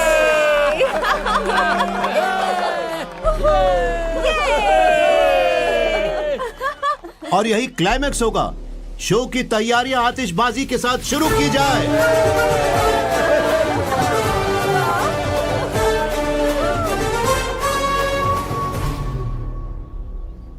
हेलो। हाँ शिवशंकर साहब। हाँ। 3 घंटे से आपने मुझे यहाँ क्यों बिठा के रखा है? गोपन, तुम्हें पता नहीं है, जबरदस्त चर्चा चल रही है अंदर। तुम्हारे लिए स्टेट से लेकर सेंट्रल गवर्नमेंट तक के कॉल आ रहे हैं। इतनी बड़ी पहुंच है तुम्हारी। सर, एसपी साहब ने बुलाया। हाँ, मैं अंदर लेके आता हूं। ठीक है। Yes sir. Okay sir, okay sir. हाँ, ये तो बहुत पेचीदा मामला बन गया। ऊपर से हमारे ऊपर बहुत प्रेशर हो गया है। आखिर कौन है ये गोपन? सर, वो काफी नटोरियस है, उसे कॉम्प्रोमाइज करके किसी तरह से वापस भेजना ही ठीक होगा। नहीं, ये हम नहीं कर सकते। उसने बहुत सारे अपराध किए हैं सर। खेती की जमीन को सपाट करना, जो शो होने वाला नहीं है उसकी टिकट्स बेचना, ये चीटिंग नहीं है क्या? अगर आज हमने उसे छोड़ दिया तो क्या मैसेज जाएगा? गलत मिसाल बनेगी। रियल एस्टेट माफिया जो जमीन की लेवलिंग करना चाहते हैं वो फिर से एक्टिव हो जाएंगे। So sir, we can not let go of this. वैसे सर, आपको एक्शन लेने में प्रॉब्लम क्या है? हाँ, प्रॉब्लम है मैडम। देखिए, मैं आपको खुल के नहीं बता सकता हूँ, बट DG साहब का ऑर्डर है, इसलिए हमें उसे छोड़ना होगा। क्या मैं अंदर आ सकता हूं सर? यस, कम इन।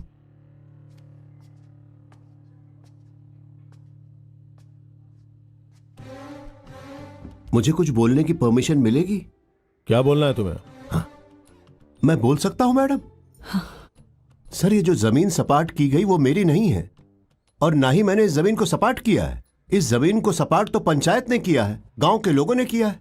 अगर केस डालना ही है तो गांव के सारे लोगों पर आपको केस डालना पड़ेगा सर।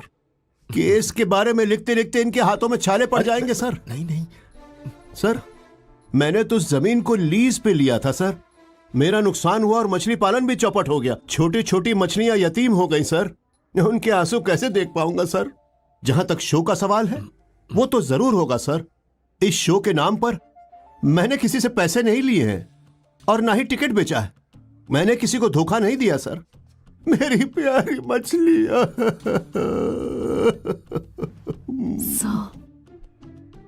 चलिए बताइए, आप मुझे किस जुर्म में गिरफ्तार करेंगे? मुझ जैसे मासूम आदमी को आप गिरफ्तार करना ही क्यों चाहते हैं? अगर कहिए तो मैं अपने वकील को बुला लूं। सर, वकील दिल्ली का है, नंद गोपाल मारन। बिना उसकी मर्जी के अगर कोई उसके बराबर तौल कर भी रुपया दे दे तो भी केस नहीं लड़ता है सर वो। सही कहा ना? सही कहा, वही वकील है मेरा। Mister Gopan, you may wait outside please. होते हैं तो यही कहना पड़ता है, फिर से बुलाएंगे? नॉनसेंस। हाँ, अभी खुशी मना लो क्योंकि अभी बच गए, लेकिन आगे का रास्ता इतना आसान नहीं होने वाला। तुमने जो ये नकाब पहना है, मैं उसे उतार के रहूंगी। एक्शन तो ठीक है, लेकिन आपने ये जो डायलॉग बोला है उसमें थोड़ा और ड्रामा चाहिए मुझे भी था। ऐसा ही लगा नो, हु केयर्स। हर समय हर एक को धोखा नहीं दे सकते तुम। जो रेत निकाली है उसे वापस डालने की तैयारी कर लो। सच में मुझे बेलचा चलाना नहीं आता, लेकिन सीख लूंगा। अगर सीख लिया तो मैं चलाऊंगा। अगर आप ये चाहती हैं तो मैं जरूर सीखूंगा। गोरी तेरा गाँव बड़ा प्यारा। काफी घमंडी औरत है, कुछ ज्यादा ही बोलती है।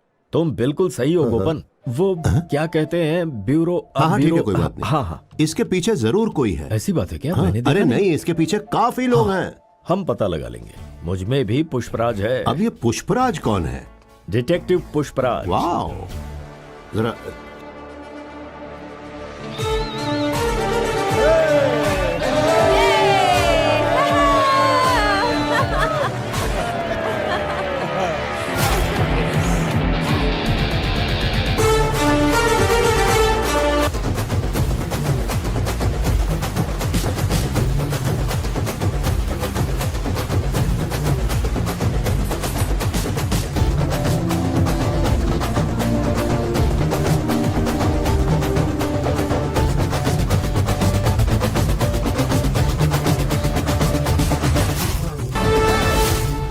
मैडम, आपने धारावी के बारे में सुना होगा।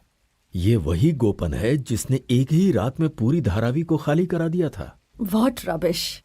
आपने धारावी देखी भी है? वो बहुत बड़ा एरिया है। किसी ने वो जगह एक रात में खाली नहीं की है और ना ही कोई कर सकता है। नहीं मैडम, इसने खाली करवाई थी, लेकिन ये बात किसी को पता नहीं है, यहाँ तक कि धारावी के लोगों को भी नहीं। ऐसा है ये संगीतकार गोपन, नेत्यनकार गोपन, ये उसका नकली नाम है मैडम। असलियत तो ये है कि वो अंडरवर्ल्ड से है। बादशाह बिल्ला काला, ये नाम अंडरवर्ल्ड में काफी फेमस है, इसीलिए इसने अपना नाम अलग रखा है। ध्यान दिया क्या आपने? नेत्यनकार गोपन का असली नाम है गोपा। जी हाँ। देखिए मैडम, मैंने एक्सपर्ट्स की मदद से उसकी सारी बारीकियां बताकर 2 चित्र बनवाए हैं। गोपा। इतनी बारीकियां बताने की क्या जरूरत थी? हमारे सामने ही तो है ये जिंदा। मैडम, भले ही मुलजिम जिंदा हो और हमारे सामने हो, पर उसका रेखा चित्र बनवाना पुलिस की कार्रवाई का एक हिस्सा है। वो अनजान डिटेक्टिव जो इसके पीछे है और जिसने सारी जानकारियां हासिल की हैं, वो कोई और नहीं बल्कि मैं हूं मैडम। आप किसी को बताइएगा नहीं। केरल के हवाई अड्डे पर जो सोना स्मगल होता है उसके पीछे वही तो है। उसकी एक और खासियत है, हर बुरा काम करता है, लोगों को मार भी डालता है, किडनैपिंग में भी एक्सपर्ट है, लेकिन वो नारकोटिक्स का धंधा कभी नहीं करता। नारकोटिक्स का धंधा गंदा है ऐसा कह के वो उससे हमेशा दूर रहता है। गोपा के बारे में मुझे इतनी ही जानकारी है मैडम, आगे पता लगा रहा हूं। लगता है आपने जो ऑर्डर किया था आ गया है। इतनी देर क्यों लगा दी तुमने? गोपा। मैं मैडम से मिलने के लिए आया हूं। हमारी बातें तुमने सुनी क्या? नहीं, हमने कुछ कहा ही नहीं, तो तुम सुनोगे क्या? हाँ। जा रहे हैं क्या? मैं थोड़ा जल्दी में हूं इसलिए जा रहा हूं। फिर दरवाजा क्यों बंद कर रहे हैं? उन्हें प्राइवेसी चाहिए होगी ना, इसलिए।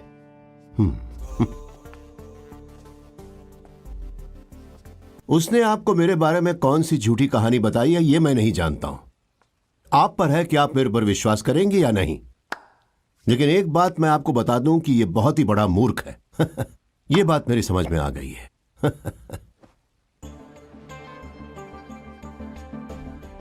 Underworld don Gopa.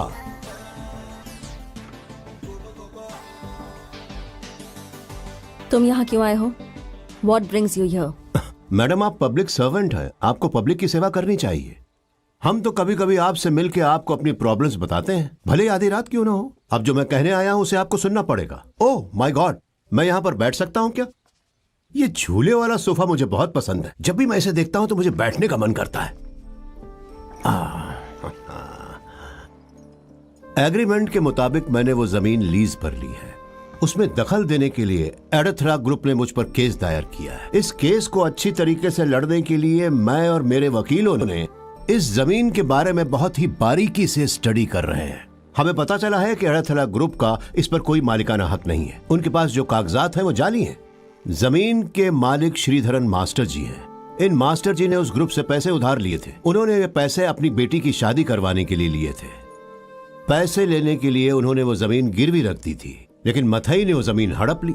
Sreedharan master जी की बेटी और उसका पति अब जिंदा नहीं है, लेकिन उसकी एक और बेटी है जिसका नाम है सुभद्रा। लेकिन वो बेचारी इन लोगों से डरती है। मास्टर और उनकी पोती डर से दूसरे गांव में रहते हैं। मैं उन्हें यहाँ लेकर आऊंगा, उन्हें इस केस का विटनेस बनाऊंगा। अगर इंसानियत की नजरों से देखा जाए तो उनके साथ अन्याय हुआ है, ये बात पक्की है। सारे कागजात उनके हैं, जमीन उनकी है और वो उन्हें मिलनी चाहिए। मैं चलता हूं मैडम। अगर मैं आपसे कुछ मांगूं तो आप मना मत करिएगा। मैं ये पोस्टर ले जाऊं क्या? फ्रेमिंग करवा कर मैं इसे अपने घर में ठाकूंगा, प्लीज।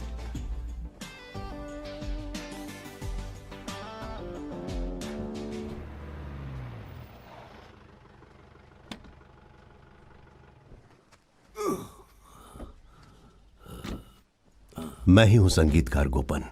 मैं हूं श्री। आश्चर्यचकित मत होइए, यह आपका ही घर है। अब आपको यहां पर रहना है। कोई कुछ दिनों के लिए यहां पर रहने आया है। आप मुझे बस उसी नजरिए से देखिएगा। यहां आपका कोई कुछ नहीं बिगाड़ पाएगा। जब तक कि यह घर आपका नहीं हो जाता, मैं यहीं रहूंगा, आपकी हिफाजत के लिए, एक बेटे की तरह। मुझे लगा मैंने पुश्तैनी मकान अपना हमेशा के लिए खो दिया। इस विष्णु पर्व में कृष्ण भगवान ने ही हमें दिया है। आ जाओ बेटी। अच्छा, मेरे बारे में किसने बताया तुम्हें? उसी ने आपसे जिसने शिक्षा ली और एक अच्छी नौकरी पाई। वो इसी गांव का है। वो यहाँ का एग्रीकल्चर ऑफिसर है। नमस्ते मास्टर जी। हाँ, खुश रहो, खुश रहो। कैसे हैं आप? आओ ना, अंदर आइए ना मास्टर जी। हाँ। अच्छा ये बताइए, क्या ये मास्टर उस 18.5 एकड़ जमीन का और कलापुर हाउस का असली मालिक है? तो ये सब मैं आपका लीगल एडवाइजर बनने के पहले हुआ था, है ना? इसलिए मैं पूछ रहा हूँ। वैसे उन्होंने जो दस्तावेज कोर्ट में पेश किए हैं वो काफी पुख्ता हैं। ये केस तो हम हार जाएंगे, 100% हार जाएंगे। और तो और एडाथला ग्रुप की ज्यादातर प्रॉपर्टीज नकली हैं।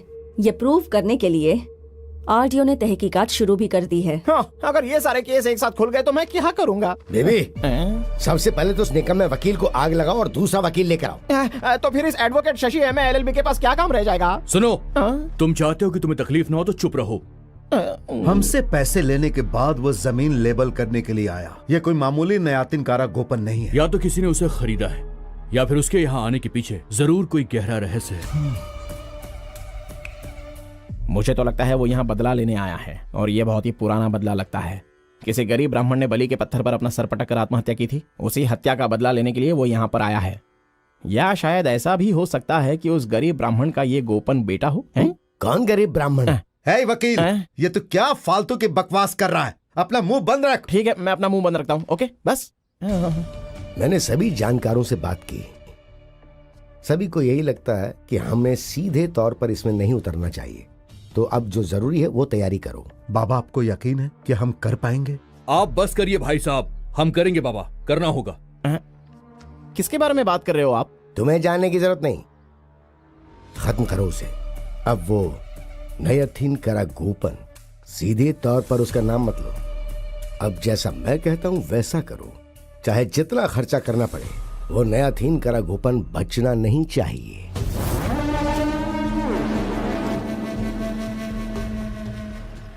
मैडम, मेरे पास एक बड़ी खबर है। गोपन को खत्म करने के लिए राजू नाम का एक नामचीन सुपारी किलर मुंबई से आया है। बहुत ही शातिर किलर है वो।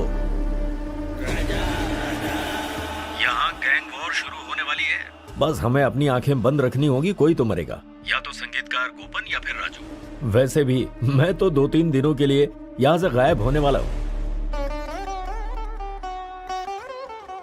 स्वामी जी, अरे महाराज जी कहाँ है? मुझे बचाइए। स्वामी जी, मुझे बचाइए। अरे बाप रे, मेरी जान खतरे में है और आप यहाँ चुपचाप वीणा बजा रहे हैं। स्वामी जी, मुझे बचाइए, मुझे बचा लीजिए प्रभु। एडाथला ग्रुप के लोगों ने मुझे मारने के लिए मुंबई से डॉन बुलवाया है। बड़ा राजू स्वामी जी।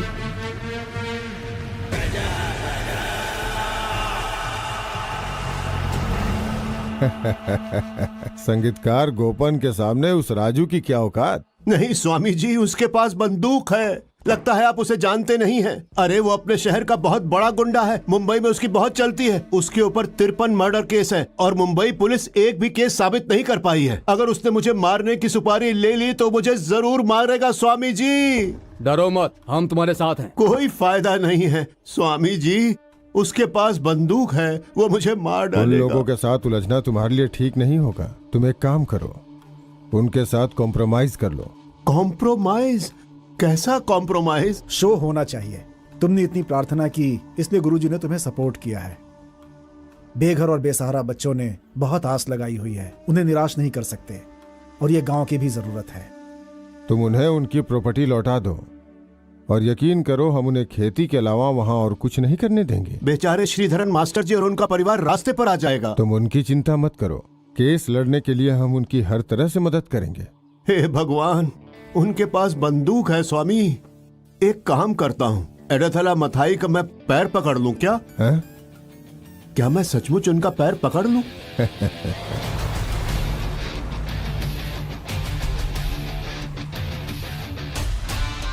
मालिक, मालिक मुझे बचाइए। मालिक, कहाँ गए मालिक? हाँ? अरे बाप रे, मुझे बचाइए मालिक। मुझसे बहुत बड़ी भूल हो गई। ये सब मेरा बचपना था। बड़े राजू नाम का गुंडा मुझे मारने के लिए गांव में मुझे ढूंढ रहा है। उसके पास बंदूक भी है। सॉरी, मुझे पक्का मालूम है वो मुझे मार देगा।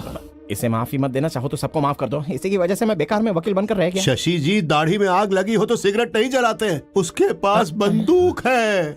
क्या तुम जानते हो मेरे बाबा कौन है? इसमें भी कोई शक की बात है क्या? मथाई जी आपके बाबा नहीं है क्या? है ना? है ना? अरे क्या है? बोलिए ना इन्हें। ये तो हम डीएनए टेस्ट करवाएं क्या? बोलिए ना। नहीं नहीं। देखो, ये मथाई जानवर हो सकता है। सच में? मुझसे उलझने से पहले तुम्हें मेरे बारे में पूछताछ करनी चाहिए। ये बात सच है। आपकी सच्चाई अफवाहों से बढ़कर है। आप राक्षस हैं। जीवनदाता तो जान देता है, लेकिन आप उससे उसकी जान ले लेते हैं। मुझे मेरी जान बहुत प्यारी है मालिक। उसके पास बंदूक है। सबसे पहले श्रीधर मास्टर और उसकी पोती को वहाँ से बाहर करो। उन्होंने जो केस फाइल किए थे उन्हें वापस लेने को बोलो। हमारे बीच जो लीज एग्रीमेंट हुआ था ना, तुम उसे कैंसिल करो। वो एग्रीमेंट मैं साथ में लाया। आप जहाँ का मैं साइन कर देता हूँ। बाप रे, बाप रे, वो बड़ा राजू आ गया। उसके पास बंदूक है, वो मुझे मार देगा। कौन हो तुम? मैं इन्वेस्टिगेशन ऑफिसर हूँ, ईडी एनआईडी का। मूव। लेकिन हुआ क्या है? हाँ, सर, कोई इलीगल प्रॉपर्टी हमारे पास नहीं है। चलिए थोड़ा बैठकर बात करते हैं ना। हटिए हटिए, किनारे हटिए। मोबाइल दीजिए, मोबाइल दीजिए अपना। जी, ये लीजिए। हाँ, आप भी दीजिए। लाइए मोबाइल, मोबाइल दीजिए। कौन? कौन हो तुम? तुम कौन हो? मैं ईडी से हूँ। तुम कौन हो? तुम राजू के आदमी नहीं हो? मैं कोई नहीं हूँ। मैंने सरेंडर कर दिया। प्लीज मुझे जेल में डाल दीजिए। मैं बाहर रहा तो वो राजू मुझे मार डालेगा। क्या हुआ? कौन राजू? बड़ा राजू। हाँ, तुम लोग मुझे उसके पास ले जाने आए हो ना? तुम्हारे पास बंदूक नहीं है, उसे पता है। सर, इससे हमारा कोई संबंध नहीं है। हमारा कोई संबंध नहीं है। अरे नहीं है सर, हमारा कोई कनेक्शन नहीं है। ये देखिए, ये देखिए। 18.5 एकड़ जमीन का एग्रीमेंट दिया है इन्होंने मुझे। 1 करोड़ रुपए कैश, ब्लैक में, ब्लैक में। ओह, तो यहाँ ये भी डील हुई है। इसे यहाँ हमारे किसी पहचान वाले ने भेजा है। यहाँ पर बेनामी पैसे का एक सिक्का भी नहीं मिलेगा। मथाई जी, आप मुझे इस जमीन के बदले में पैसे देने वाले थे ना? वो पैसे यहीं कहीं होंगे। सर जी, जाइए सारे लॉकर्स। और इनका काले धन के साथ कोई वास्ता नहीं है। ये सारे जायज जेवरात हैं सर। ये जेवर मेरी बहू के खरीदे हुए हैं। नहीं सर, ये सब हवाला है, हवाला। यहाँ बड़े बड़े बक्सों में रोज कलेक्शन होता है। आप देख लीजिए, जाइए। और इस वकील को सारे राज मालूम है। नहीं, मुझे कहा। इसके पेट में मारेंगे तो इस सारा राज उगल देगा सर। नहीं प्लीज नहीं सर, रुकिए। पेट में नहीं सर, प्लीज। ऊपर वाले की कसम खा रहा हूँ, यहाँ पर कोई बेनामी संपत्ति नहीं। अरे बाप रे, चलिए सर, हम भगवान से ही पूछते। आ जाइए। अरे क्या होगा? हे प्रभु दीनानाथ, प्रभु बताइए कि इन्होंने अपना सारा काला धन कहाँ रखा है? करोड़ रुपए है, बताइए कहाँ रखा है? हे ईश्वर, आपको बता। हाँ, आइए सर, आइए आइए। सर, आप ये एडाथला फाइनेंशियर्स वो प्रोप्राइटरी कंसर्न है। मैं चलता हूँ आपके साथ। अरे आप बिना डरे जाइए मालिक, पहली बार थोड़ी ना जेल जा रहे हो। हाँ, मिस्टर मथाई जी, मैं भी चलूं क्या? वो राजू है ना, उसके पास बंदूक है। इस एड़ाथला मथाई की शुरुआत जमीन से हुई थी। मेरे पास खोने के लिए कुछ भी नहीं है। पता है मुझे, तुम्हें प्यादा बनाकर कोई तो खेल खेल रहा है मेरे साथ। तुम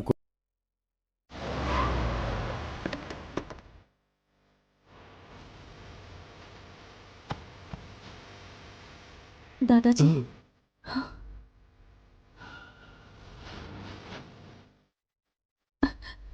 क्या हुआ? उन्होंने हम पर हमला किया। हमें चलना चाहिए। मेरी पोती की जिंदगी मेरे लिए ज्यादा कीमती है।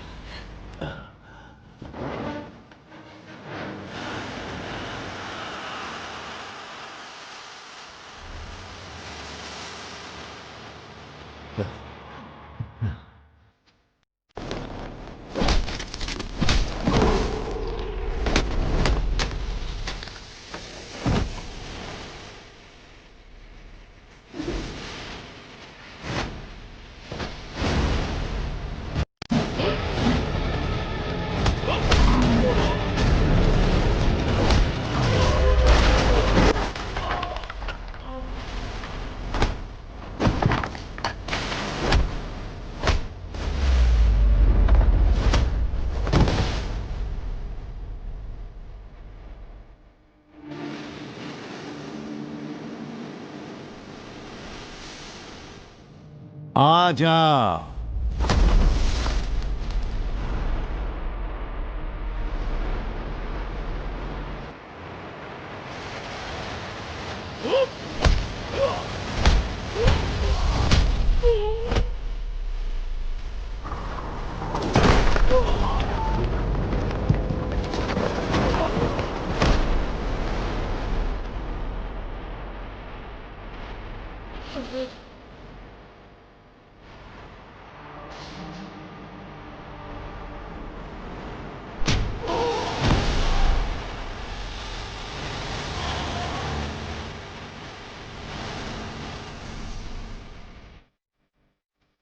हाँ,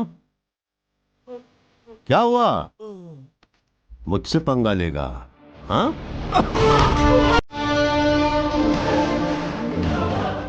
देख दोस्त, मैं कोई गैंगस्टर नहीं हूं, ना ही कोई मॉन्स्टर हूं। मैं बहुत खतरनाक हूं। मैं शैतान हूं।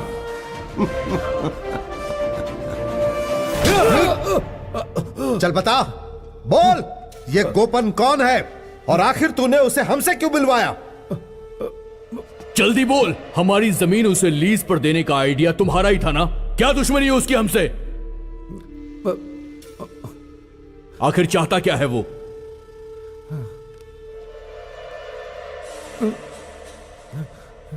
जल्दी बोल। जल्दी बोल। चल बता। जब तक बोलेगा नहीं तुझे छोड़ेंगे नहीं। बोल बोल। बताता हूं।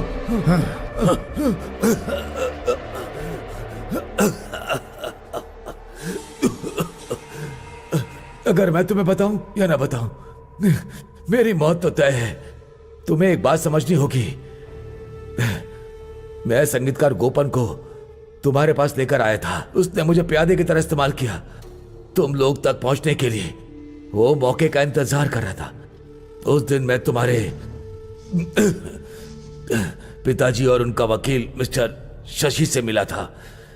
उस मीटिंग के 3 घंटे बाद वो मेरे कमरे में आया। उसके बाद मैं उसके कंट्रोल में था। उसी ने मुझसे कहा कि तुम्हारी जमीन लीज पर दी जाए। वो मुझे हुक्म दे रहा था। उसका रवैया और उसका चेहरा, उसकी आंखें बदले की आग में चल रही थी। उसकी बात मानने के सिवा मेरे पास कोई चारा नहीं था। लेकिन असल में वो है कौन? मुझे जो पता है मैं सब बता रहा हूं। वो एक सिपाही है, मिलिट्री इंटेलिजेंस का कर्नल सूर्य चंद्र लाल।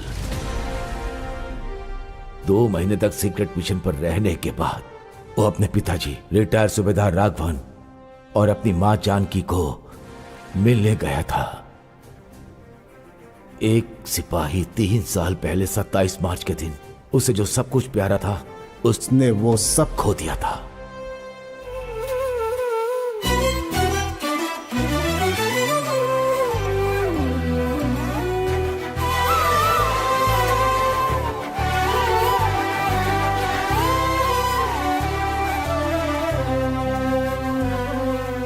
कोई बहाना नहीं चलेगा। 27 तारीख की मैंने टिकट करवा दी है, आपका सामान पहले ही पहुंचवा दिया है, और ये रही आप दोनों की ट्रेन की टिकट।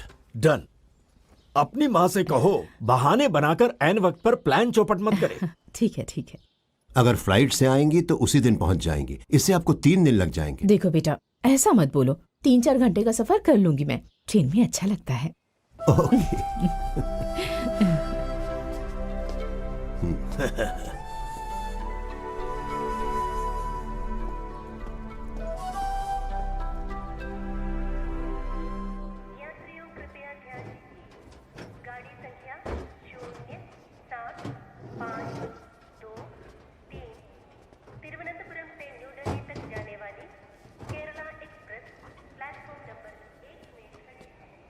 वैसे ये ट्रांसपोर्टेशन तो बहुत मुश्किल होगा। जी हाँ, बहुत मुश्किल काम होता है। एक छोटी सी गलती बहुत बड़ा नुकसान कर सकती है।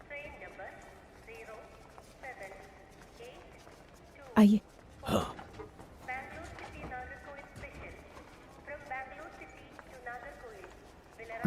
27। हाँ, यही है। चलो।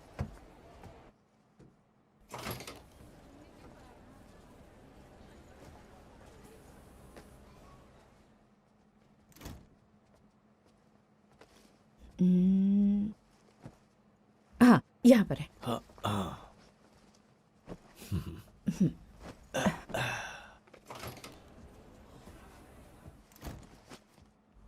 Good evening. कहाँ से आ रहे हैं? कोलिंगोड से। लेकिन अब यहीं एयरपोर्ट में सेटल हो गए। चेन्नई में कहाँ जा रहे हैं? अपने बेटे से मिलने जा रहे हैं, वो देहरादून में रहता है। He is colonel in army. ओहो। वैसे ये पूरा कुछ खाली क्यों है? एक वेडिंग पार्टी ने बुक किया था, उनकी शादी कैंसिल हो गई। आप अकेले ही हैं इस कोच में। आपने पहले टिकट बुक किया था, इसीलिए आपको मिल गई। अगले स्टेशन पे उतर जाऊंगा मैं। चेन्नई में आपको दूसरे टीटी मिलेंगे। कुछ जरूरत हो तो उनसे कह दीजिएगा। अरे कोई बात नहीं, सिर्फ 4 ही घंटे का तो सफर है, हमें किसी चीज की जरूरत नहीं पड़ेगी। थोड़ी देर किताबें पढ़ेंगे और फिर सो जाएंगे। Okay okay, good night, take care. ठीक है।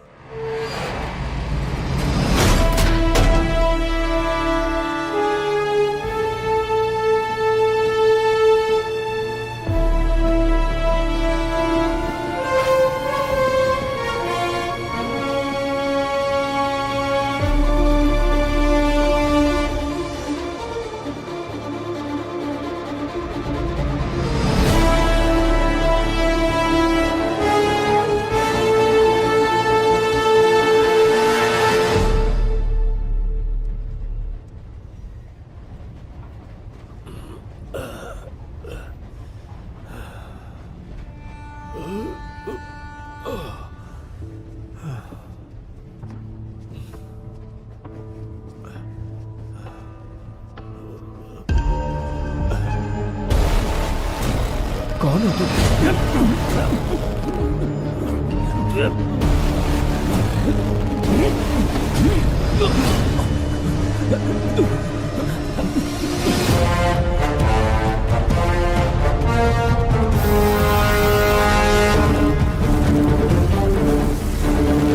वहां क्या चल रहा है? टेंशन मत लो, वो देख लेगा।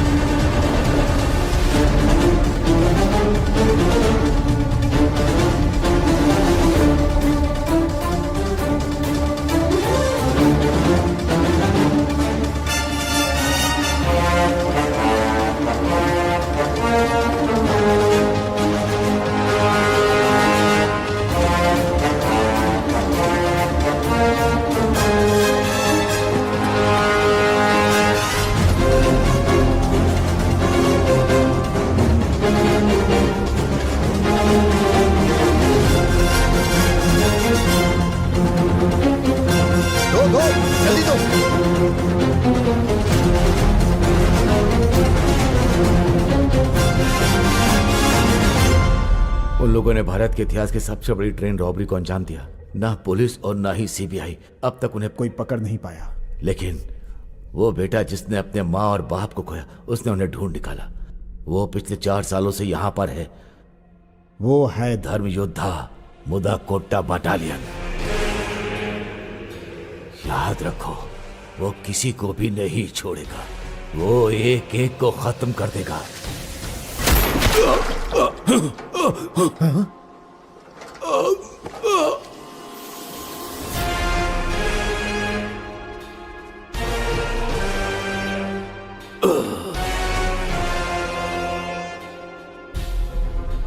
बॉडी के साथ क्या करना है ये हमें बताने की जरूरत। इनके ग्रुप ने ऐसे कई सारे मिशन को अंजाम दिया है।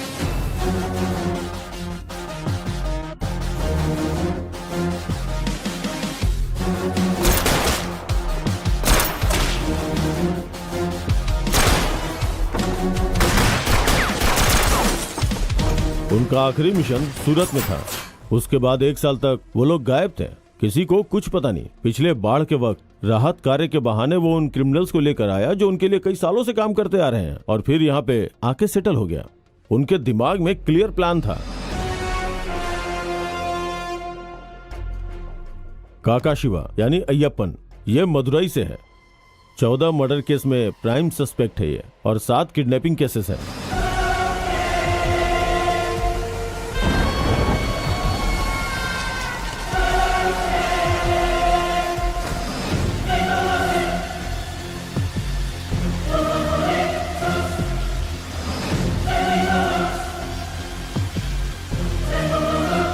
शाहजी यानी रॉकी, सुरेश यानी रोनेक्स, ये दोनों तिरुवनंतपुरम के जुवेनाइल होम में एक साथ थे और 2008 से मिसिंग हैं।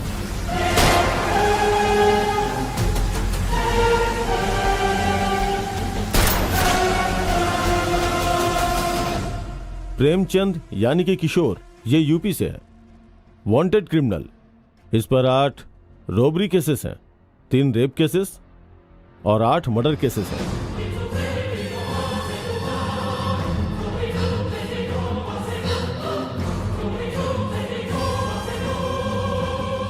चेन्नई आरबीआई से 86 करोड़ का नोट नष्ट करने के लिए लेकर जाने वाले थे। यहां रहकर उन्होंने नोट चुराने का प्लान बनाया। उन्होंने रोबरी को अंजाम दिया। सालेम और विरुद्धाचलम के दरमियान के फासले में, जहां पे इलेक्ट्रिक लाइन्स है, उन्होंने नोटों को वैध बनाने के लिए एडाथला ग्रुप को पहले ही आइडेंटिफाई करके रखा था। हमने तुम्हें जो कुछ नोट दिए थे वो अभी तक बदली करने बाकी है। हम अकाउंट सेटल कर लेंगे। कब और कैसे वो हम बताएंगे। तब तक सबके सामने हम लोग दुश्मन ही रहेंगे। बाहरी दुनिया के लिए वो दुश्मन थे, लेकिन एडाथला ग्रुप के साथ उनका एग्रीमेंट था। अब तक हमारा पीछा हो रहा था और सिर्फ पुलिस और सीबीआई तहकीकात कर रही थी, पर यह पहली बार है कि कोई इंसान हम लोगों से बदला लेने का सोच रहा है। उससे बचकर रहना होगा, बहुत खतरनाक आदमी है वो। और वैसे भी पुलिस या किसी दूसरी एजेंसी की मदद नहीं लेना चाहता वो हमें खत्म करने के लिए अकेला आया है। कर्नल सूर्य चंद्र लाल। हमारे बारे में उसको इतना भी अंदाजा नहीं है। हमने ट्रेन में जब उस दंपत्ति को खत्म किया था तब इतना सबों का सोचा नहीं था। अब ज्यादा सोचने की जरूरत नहीं है, काम पर लगना होगा। लेकिन यहां से जाने से पहले उसे खत्म करना होगा, क्योंकि वो हमारी असलियत जानता है। समझ गए ना? हमारा पीछा करने की कभी किसी की जरूरत नहीं होगी। इस ग्रेट इंडियन ट्रेन रॉबरी का इन्वेस्टिगेशन एनआई ने अपने हाथों में ले लिया। हमारे पास इस ग्रुप के बारे में अच्छा सुराग था, लेकिन एक कमी थी कि हमारे पास सॉलिड प्रूफ नहीं था। सो हमने डिसाइड किया कि एक अंडर कवर ऑपरेशन किया जाए। परसों जो ए.आर. रहमान का शो होने जा रहा है उसके स्टेज का प्लान है ये। और वहां ए.आर. रहमान के साथ स्टेज पर नया तिनकारा गोपन भी आएगा। सॉरी, कर्नल सूर्य चंद्र लाल। फिर वो इस एग्जिट से बाहर आएगा। वो इस एग्जिट से बाहर आएगा, इस पर हमारा कंट्रोल होना चाहिए, और उसके लिए पहले हमें उसके बाउंसर्स को खत्म करना होगा। यूपी से अपना छोकरा लोग आएगा। Okay, but no explosives. Transportation करना बहुत मुश्किल है। अरे भाई, क्या एक्सप्लोसिव? हम चार और वो छोकरे, उसके अकेले के लिए हम काफी है ना। एक बार वो स्टेज से निकलेगा तो हमारे पास सिर्फ चंद मिनट ही होंगे। ये काम हम आराम से कर लेंगे।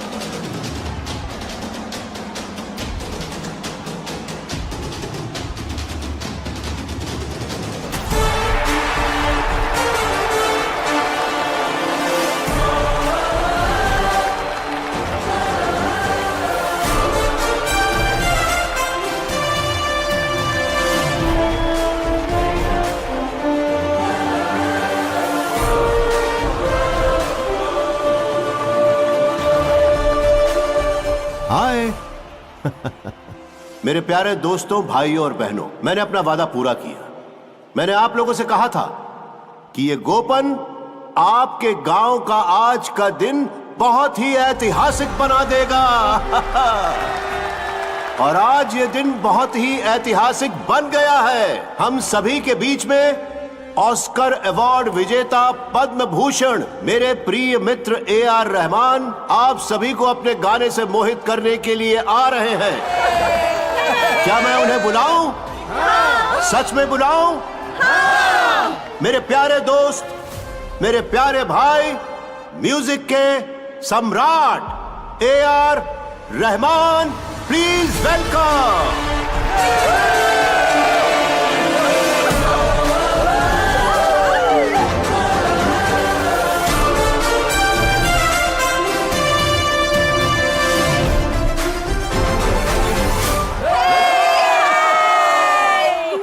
मैं यहाँ हूँ उसके दो कारण हैं। पहला, आई लव दिस प्लेस। मुझे हिंदी लोगों से प्यार है और हिंदी सिनेमा से भी। और दूसरा, गोपन इज माई डियरेस्ट फ्रेंड। देखा, फ्रेंड हूं मैं इनका। अगर ये कुछ कहे तो मैं ना नहीं कर सकता। देखा देखा, ये है हमारी फ्रेंडशिप। सर, मेरी एक छोटी सी रिक्वेस्ट है सर। आप वो वाला गाना गा सकते हैं, मुकाबला मुकाबला? वो गाना सुनना है? कहिए तो मैं आपके पैर छू लूं सर। वो गाना गाता हूं मैं। Thank you, thank you.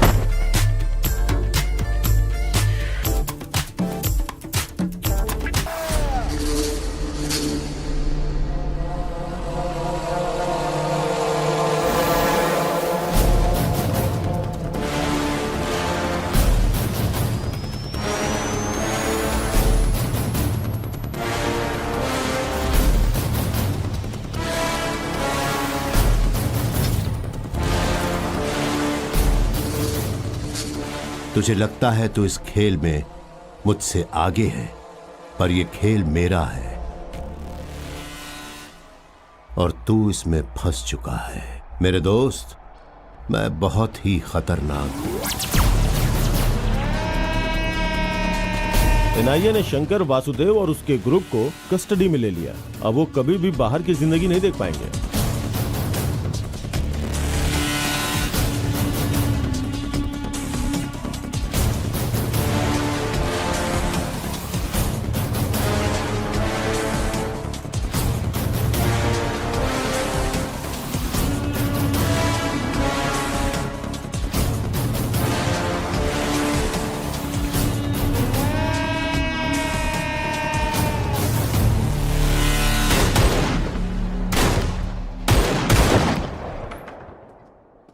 Excuse me sir, मैं आए?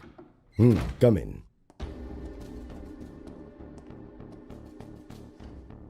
सर।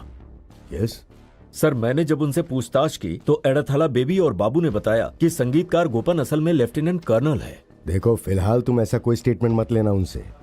एडाथाला ग्रुप का क्राइम अभी सिर्फ इकोनॉमिक ऑफेंस ही रहने दो। Let the ED take care of it. Sir, अभी के हालात ऐसे हैं कि रिटायर्ड सूबेदार राघवन और उनकी बीवी जानकी ट्रेन रॉबरी में मारे गए हैं। उनका एक बेटा है जो आर्मी में लेफ्टिनेंट कर्नल है और वो लेफ्टिनेंट कर्नल सूर्य चंद्र लाल है। लेकिन जिस कर्नल के बारे में एडाथला ग्रुप के लोग बता रहे हैं, ये वो गोपन नहीं है सर। मेरे पास उनकी फोटोज इस पेन ड्राइव में है।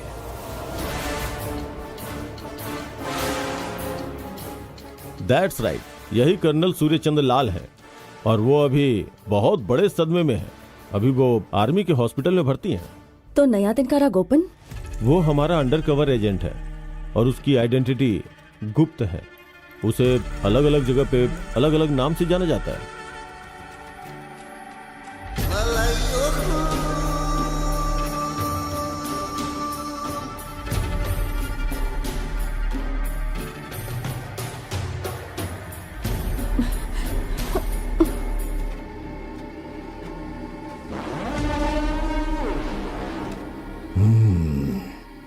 कमिश्नर, कल रात के कोम्बिक ऑपरेशन में तुमने हमारा हार्ड कैश $1.5 मिलियन जब्त कर लिया है। कल रात जो तुमने एक्शन लिया उसका ये दुर्गा रेड्डी का रिएक्शन है। तुम्हारी बेटी, तुम्हारी जिंदगी मेरे कब्जे में है। मेरे पैसे चुपचाप मुझे वापस कर दो। तुम्हारी बेटी को लेकर जाओ। जितनी देर करोगे उतना ही रिस्क बढ़ता जाएगा। मैं अपना कंट्रोल खो सकता हूं। अगर तेरे बाप ने पैसे वापस कर दिए तो मैं तुझे जाने दूंगा। क्या बोलते हो, कैश वापस करेगा या नहीं, या फिर मैं मार दूं इसे? दुर्गा रेड्डी, मैं कमिश्नर का दोस्त बोल रहा हूं। उन्होंने ही मुझे तुमसे बात करने के लिए कहा है। मैं कैश लेकर आता हूं।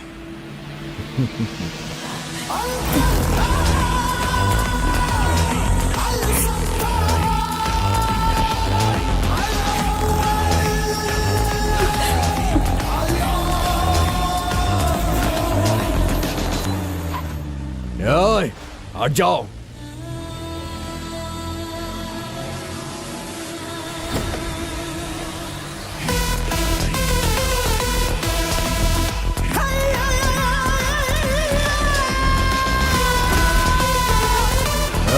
इसे अंदर लेके जाओ।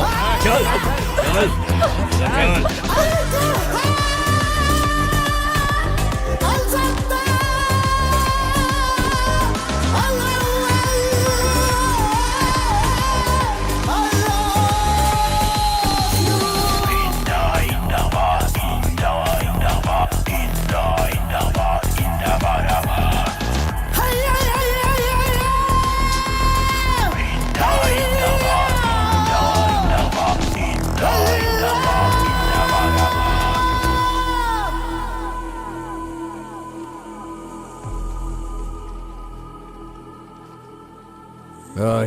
खोल के देखो। पहले उस लड़की को लेकर आओ। पहले कैश, बाद में लड़की आएगी। मैंने उनसे वादा किया है, उनकी बेटी को वापस लेकर आऊंगा। बस एक बार उसे देखने दो मुझे। नामंजूर है। मैं विनती करता हूं, प्लीज। ये दुर्गा रेड्डी विनती नहीं सुनता है। मुझे कैश चाहिए। अगर आप कहेंगे तो मैं आपके पैर छू लूंगा।